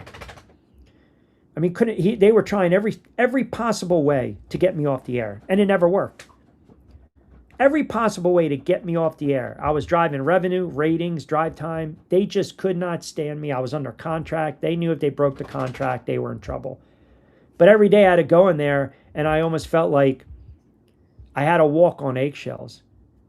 But once the microphone came on, I never really thought twice about it. I was just kind of going about my business. But I feel as though that they are setting out to break. I mean, maybe that's too harsh of a word. The player, her spirit, no matter what she does on the floor. It doesn't matter. She can win MVP. She can win a championship. And the first question after they pop the champagne, they hoist a trophy, there's going to be that pacifist reporter out there that says, what's your stance on trans athletes? Or you get to, how do you feel after winning the championship? Which might be worse. How do you think I feel? Shitty? I just won a championship.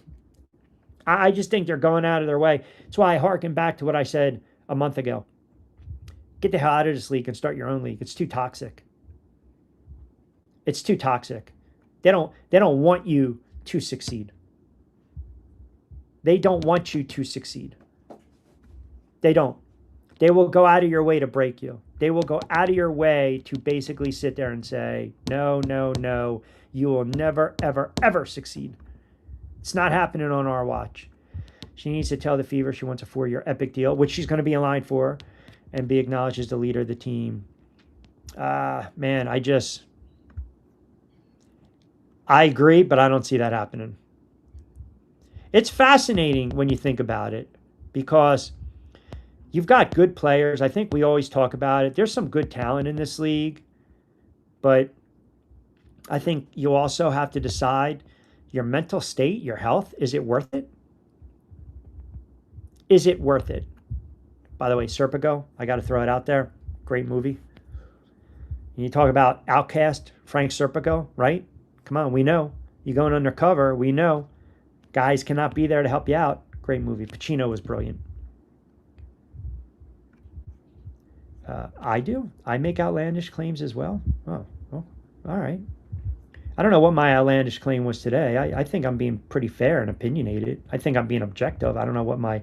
Oh, you mean my CC or the league will fold in 3 to 5 years? Is that outlandish? I don't know. Let me know my outlandish claim.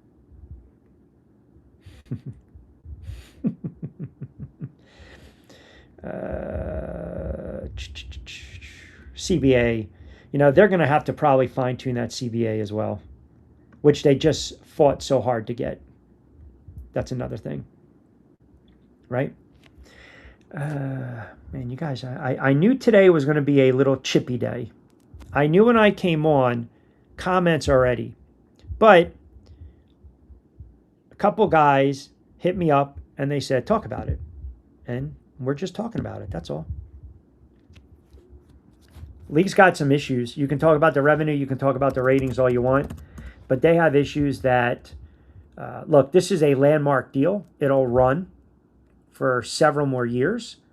The cap goes up to $7 million. You got 20% gross revenue sharing. The salaries are going up. I mean, this CBA, the jump is exponential, man. It's exponential. But again, if you go back, if you are a Caitlin Clark, and like I said, you are going to be in line for that epic deal. You really are. But they still got to figure out what they're doing with this roster as a whole, right? I mean, again, that's another. See, the cool thing with this is it's a new feature on the CBA. It's giving you an opportunity to fast track your earnings. Like, forget about hitting your quotas or your bonuses. Here we go. Fast track. Which is great.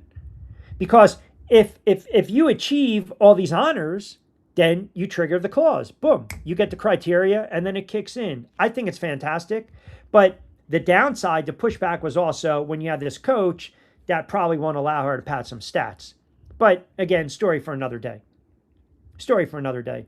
First Lady in Delaware chimes in. Q, really sound points on this head coach. I thought she took the spotlight away from every player that day. I thought so too. And the fact that she wore the shirt, right, and the league hasn't said anything about it, national TV, and then pulling Sophie Cunningham to the side kind of says all you need to know. Jody in Philly chimes in. Q, you and outlandish claims? Come on. Yeah, I don't, it's what they're saying. I don't know. If they want to back it up, that's not a problem. What do we got here? Humans are humans. Humans are wired differently. Humans are species. Thank you, Mark. WNBA, it's too far gone. There's no straightening it out. Inmates running the asylum. That's because of the warden. The league will change. Money will change. Kathy will be the catalyst. Well, think about this. I believe this is not a wild claim. My opinion. I believe after this season, she's done. I believe she's done after this season. It's one of the reasons she hasn't really mentioned what's going to happen after her contract's up. Her contract expires at the end of the season. So this might be a thank you for what you've meant to the league. We're going to go in a different direction. Or she might also realize she's under such media scrutiny that it just for her might not be worth it anymore. Might not be worth it. If you're going to fight, kick, scratch, and claw to keep your job, your actions speak louder than words. And she's basically the antithesis of that, right? Because what are her actions? There aren't any. If someone was really going to sit there and defend themselves and defend the job that they've done, they're going to come out and they're going to say it.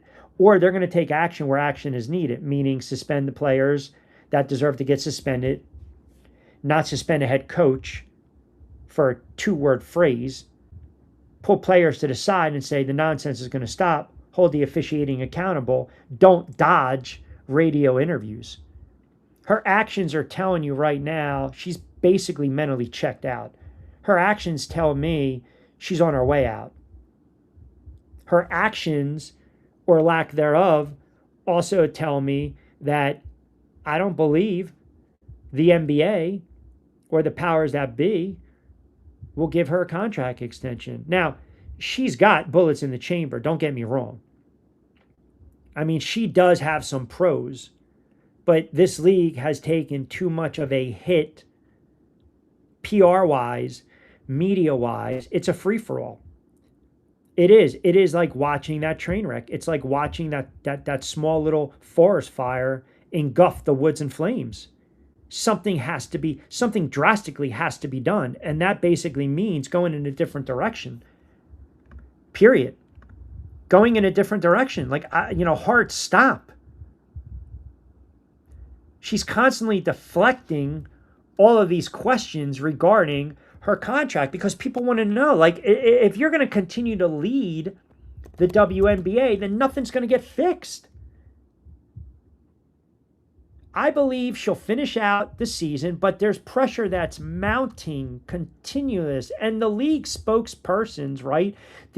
Those that actually, again, the shareholders, the ones that have stake in the league, they'll sit there and say, well, we're happy about X and Y, but we're pissed off about A, B, and C. And A, B, and C holds a lot more weight than X, Y, and Y. At the end of the day, you can sit there and say, well, on value, the league's gone up exponentially.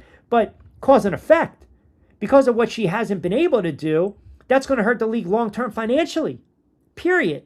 It's going to hurt the long term. It's going to hurt the league financially long term. It really is. She's got zero leadership. She doesn't know how to handle players. She doesn't know how to handle the league. She doesn't know how to handle player relations.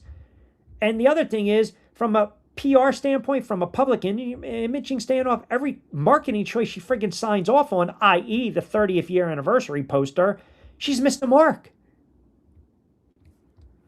Players don't respect her, and she doesn't respect the players. And the other thing that bugs the hell out of me is she did not suspend Paige and Angel Reese for the gambling. She didn't. That was a major, major talking point over the last couple weeks, man. And then you have a game that the officiating was horrible, and 5 hours later, something has to give. And whether they tell her we're not going to, fire you, but we're not going to extend your contract. What does that tell you, right? Advertising dollars, revenue dollars, watch the pressure. The league, the media, and the players are all complicit in ruining this league.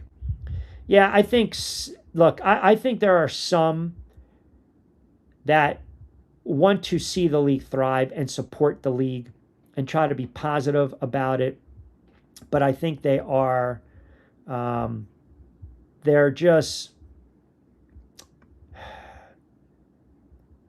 afraid of the pushback. Period. They're afraid of the pushback.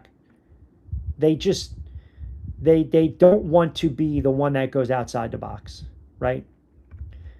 Sophie should have told the reporter, ask WNBA what their policy on trans players, but this is what I believe.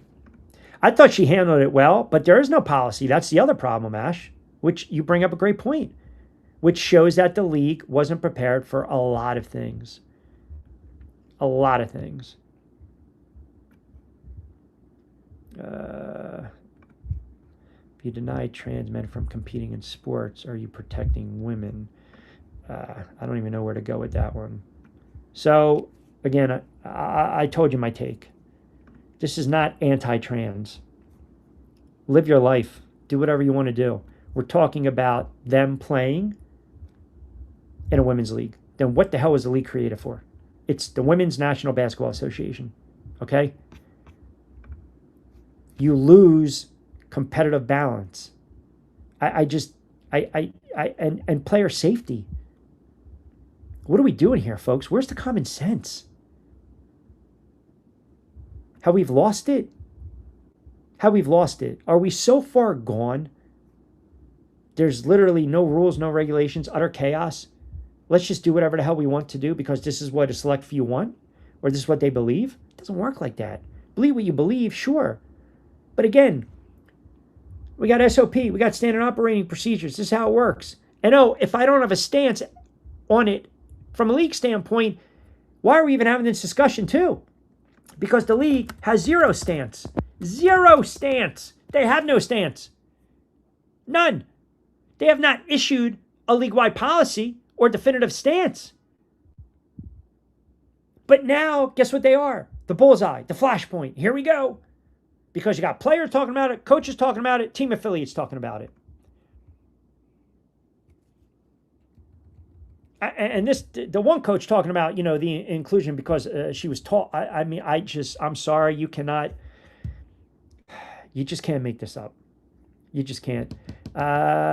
Pete chimes in, and how about this? Pete chiming in from Dayton, Ohio, my old stomping ground. He knows I had a cup of coffee out there. This is not the other Pete that chimes in. This is Pete G chiming in from Dayton. Q, I remember you mentioned something about a town of Kettering. I'm about 15 to 20 minutes away. Cold beer and cheeseburgers. That's an excellent spot. 2 of the franchises have closed down in this area. Now, back to your WNBA conversation. You are correct. This league continues to self-sabotage itself. They have no direction at all. Wow. Cold beer and cheeseburgers. That was the spot. That was the spot I was talking about. Let me see. Honestly, I think this topic is only an issue because many are trying to hide what already may exist. Hence the definition of some in the chat as an example. I think there are people on this chat that are highly intelligent I do. I think they're fair with their comments. But as I said, I try to make it a chat that is a safe place. I never like blocking people, but after last week, it's got to be a safe place for you guys to have a engaging conversation.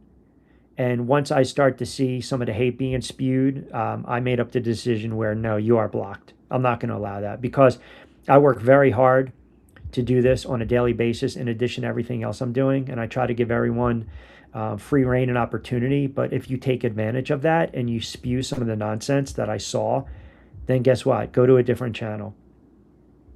I'll be fine. Trust me. I put out 25 plus hours of content, not only here, but on the radio. I'm fine.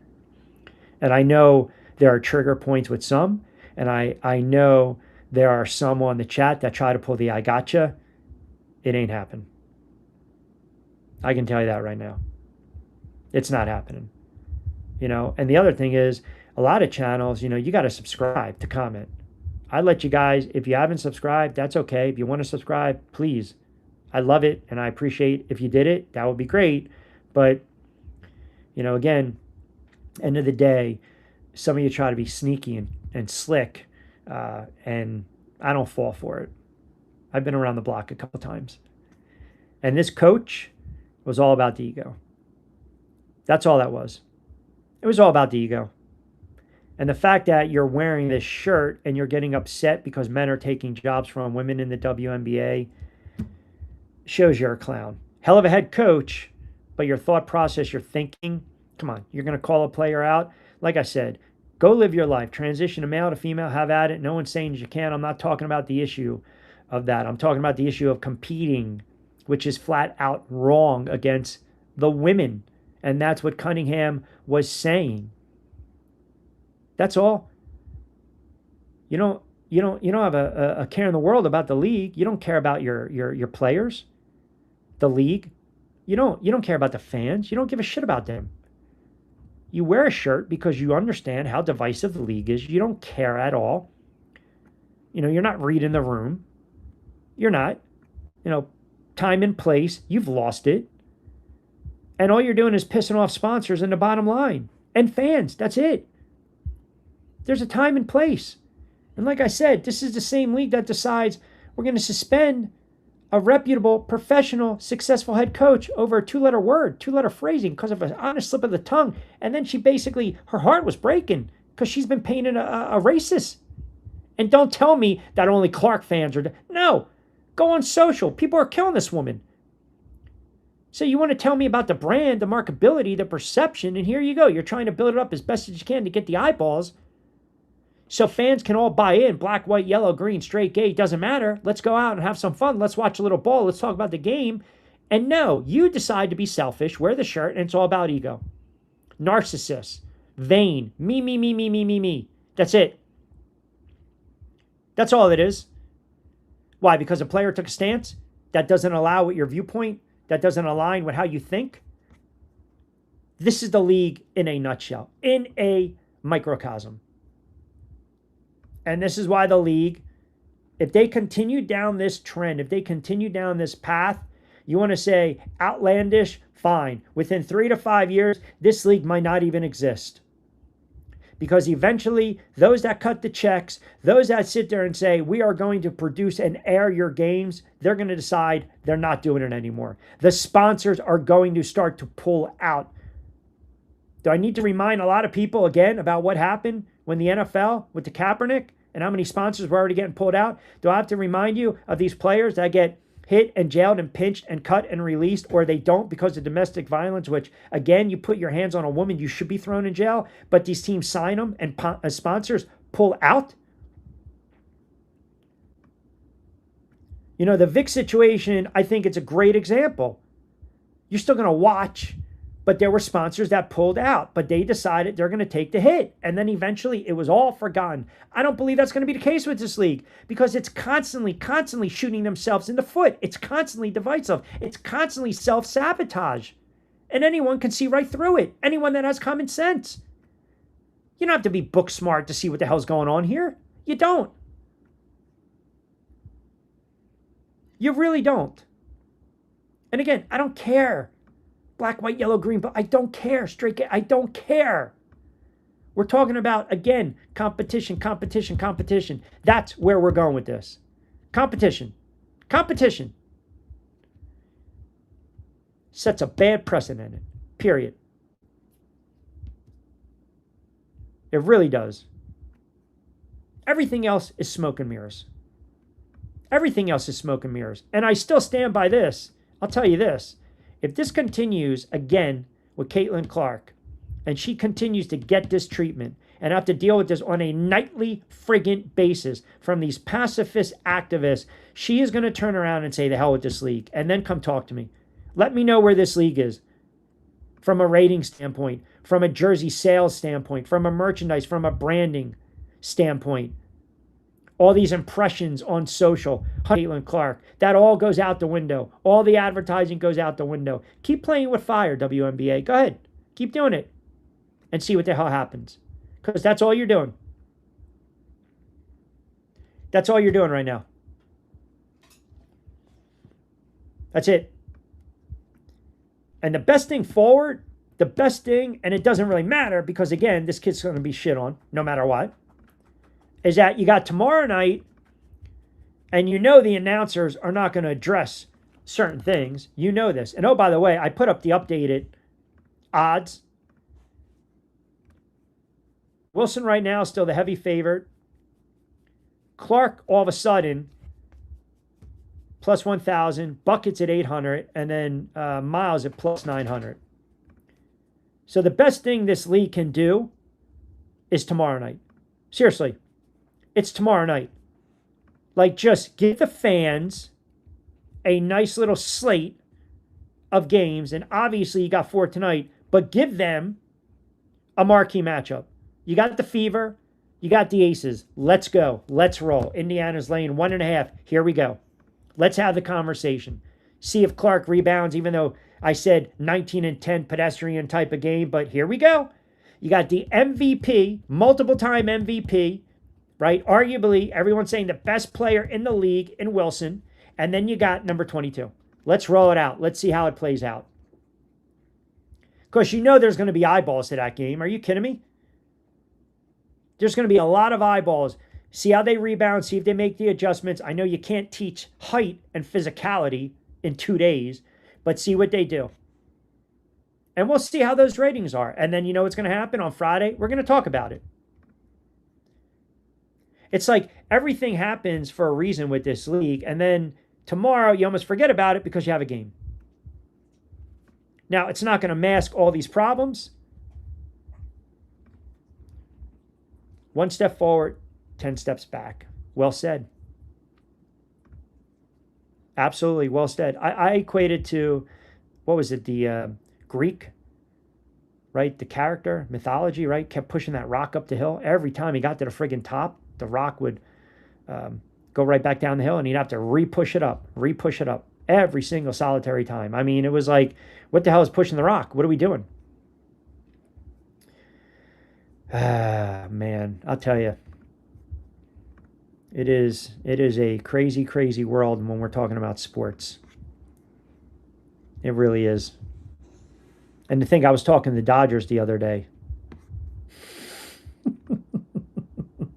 We were talking about the MLB trade deadline, mixed in a little NFL. By the way, for those that were asking about the NFL talk and what time we fire off, subscribe to the channel. Get the notifications, because come college football and NFL time, we go very heavy live with the content.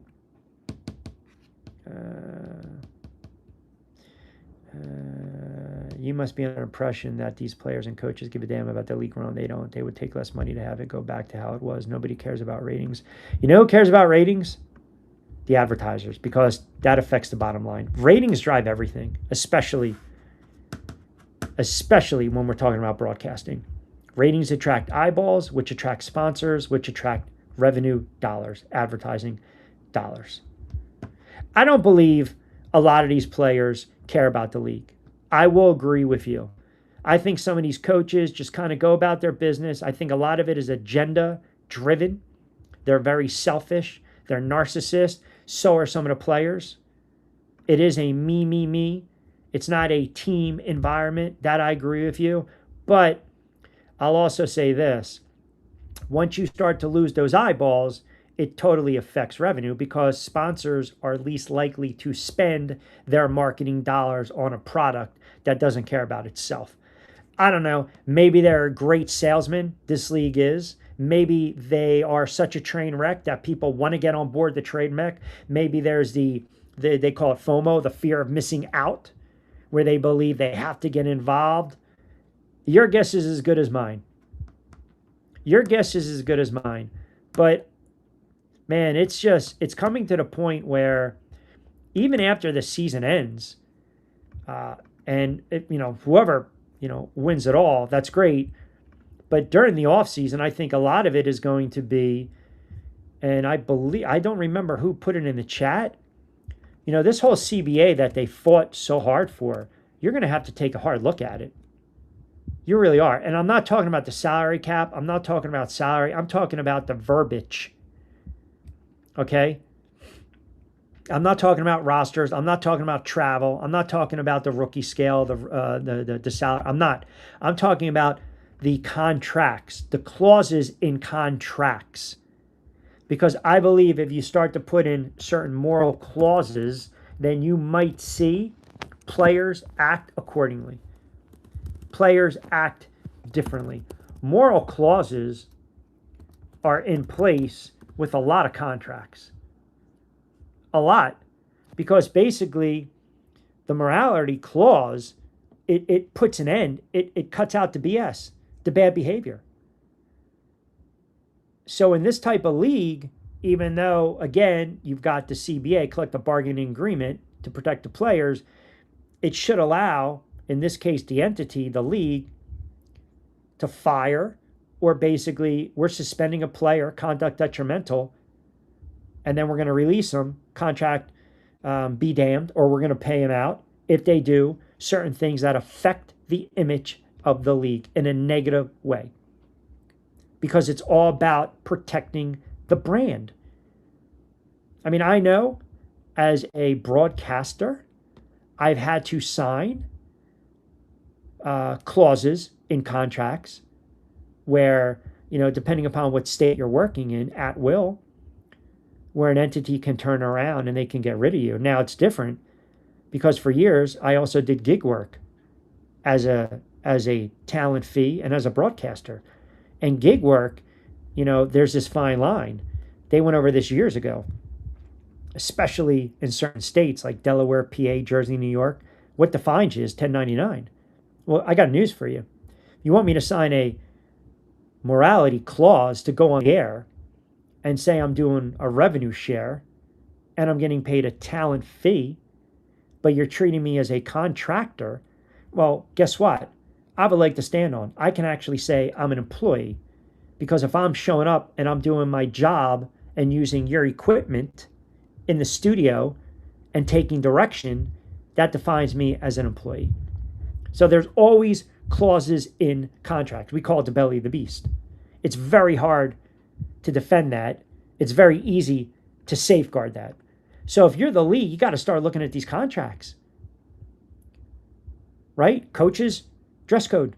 Players, conduct yourself in a certain way. Pre and post, this is what you are going to do. Yes, you have to speak to the media. If you don't, you will get fined. And you also have to flesh out this toxic media. But then you start to get into this conversation of, well, wait a second, freedom of speech. You're going to revoke my pass because I'm asking questions that maybe others won't ask? Well, maybe certain media, you put SS on there because they're a shit stir. We know who they are. But I believe this league, after the season, you are going to have to look at these contracts and figure out a way to invoke certain clauses in these contracts. You're going to have to. If you don't, never good. Never good. All right.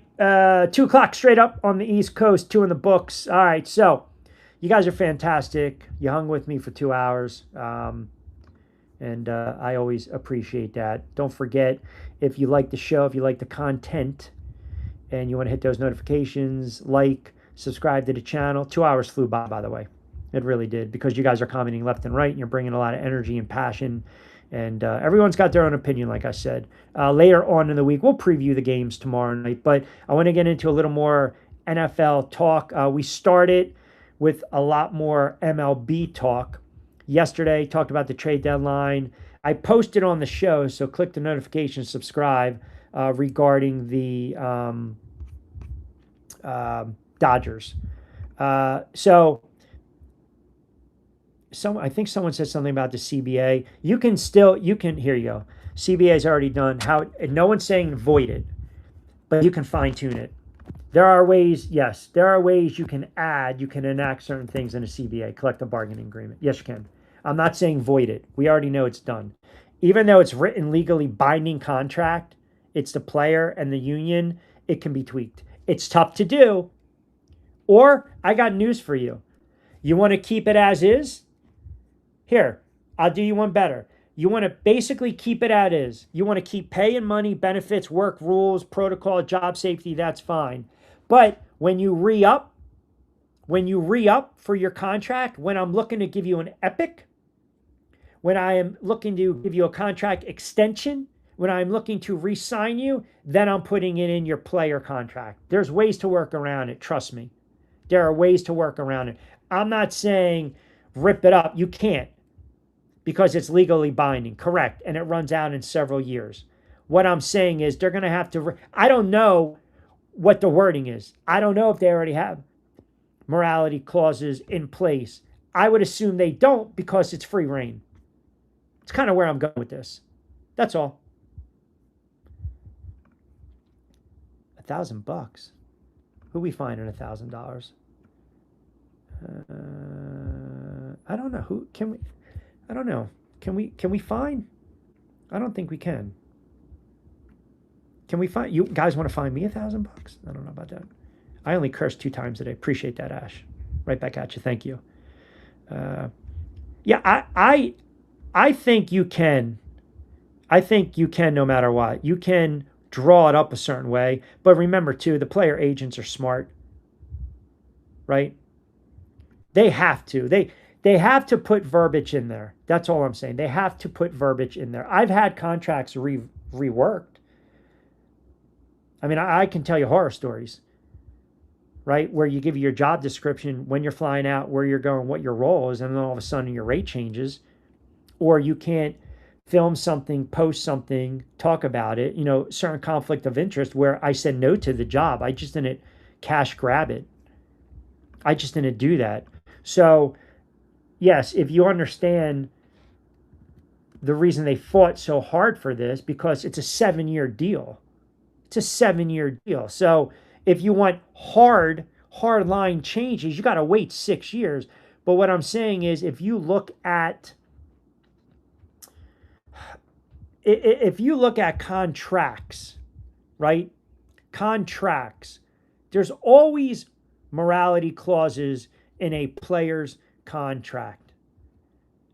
I've seen it because I've actually have been privy to seeing NFL contracts from players that I know that actually shared, which I will never show publicly, but they highlighted certain clauses so I can get educated more on that. But yeah, I think it's like a 500 sheet clause. I mean, or CBA. And it's funny too, because they actually have a section in there, section 5 for gambling, but go figure. But agents are there to protect the player and get the most money for the player. But I would definitely look into that. CBA has to meet certain conditions. It can be negotiated. Yes, correct. Because you can't have the inmates running the asylum like this. You can't. And by the way, that goes to the coaches too, and adhering to a dress code. It does. It really does. Average fine. Wow. $1,000? That's laughable, is it not? I mean, there's leagues. I can tell you this. There's lower tier leagues in this country there's leagues under the G League. Forget about the leagues that I've called overseas. There's other leagues that they fine a team $500 if they don't come with a full roster. And this league fines you $1,000? Ah, what a joke. PR loyals can be expensive to clean up messes. Yeah, they can, but you know what? It's why they're in business. You got to fire this whole PR staff. The media team, they're horrible. They're horrible. They're looking out for this woman's best interest. Yeah, 406. Grievance, arbitration, anti-drug, team rules, negotiation of player contracts.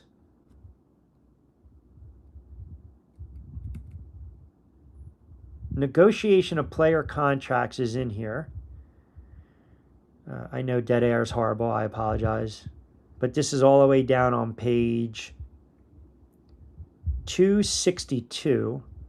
I know, I'm skimming. Hold on. I'm skimming. Wait for it. All right, 262.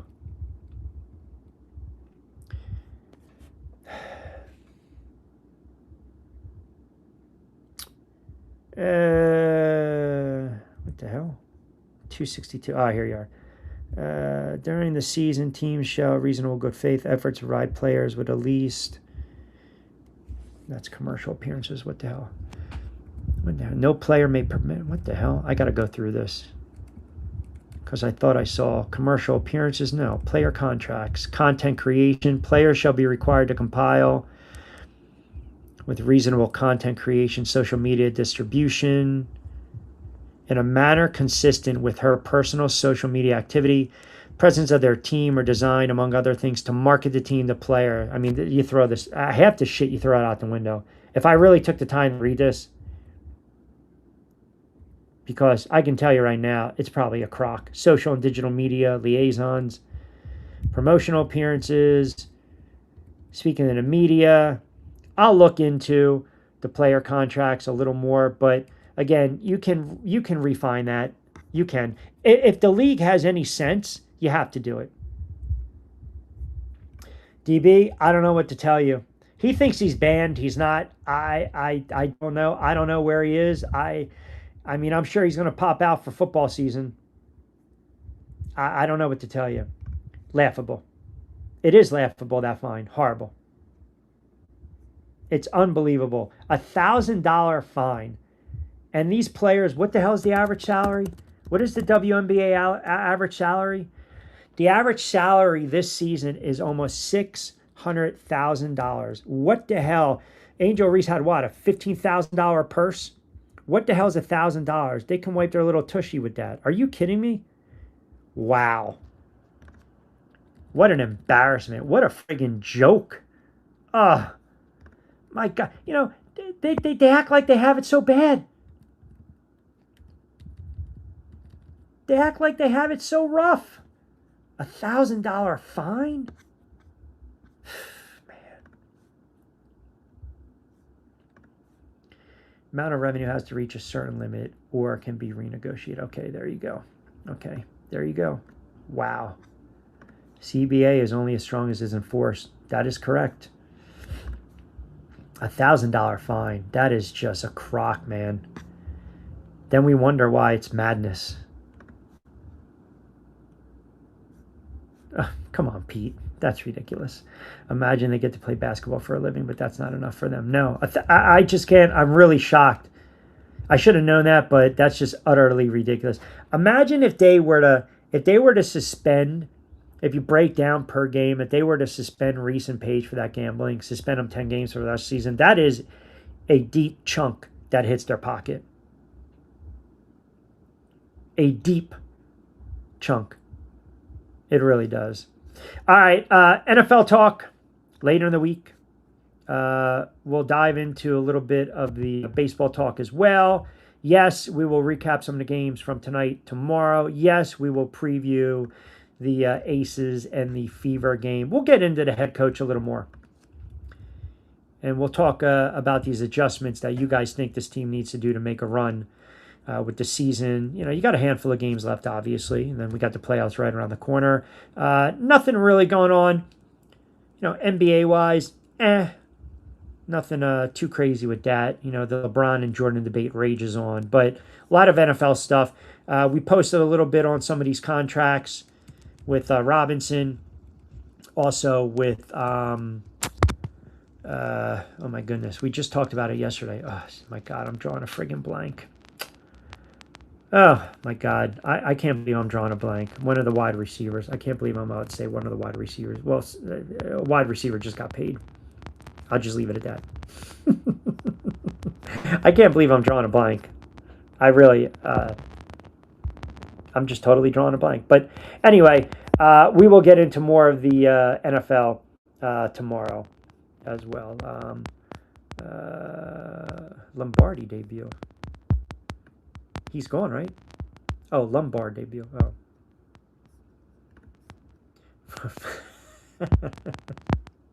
I graded all the trades, by the way, Michael.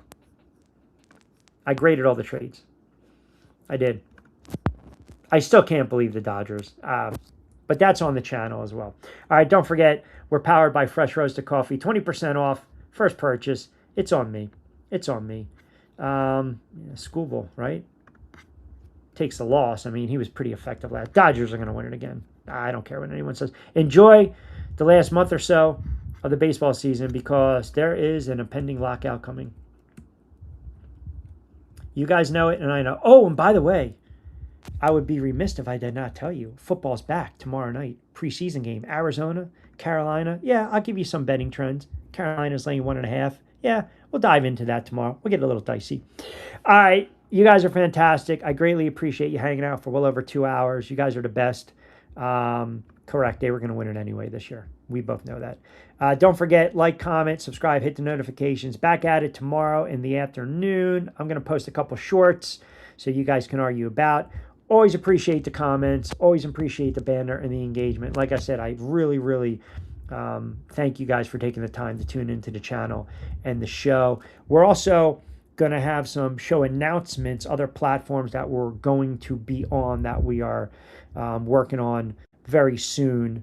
We're trying to close some deals with that, so we'll definitely make that announcement. But again, can't do it without you guys. You guys keep me going on for 2 hours, and you guys are the best. Continue the chatter.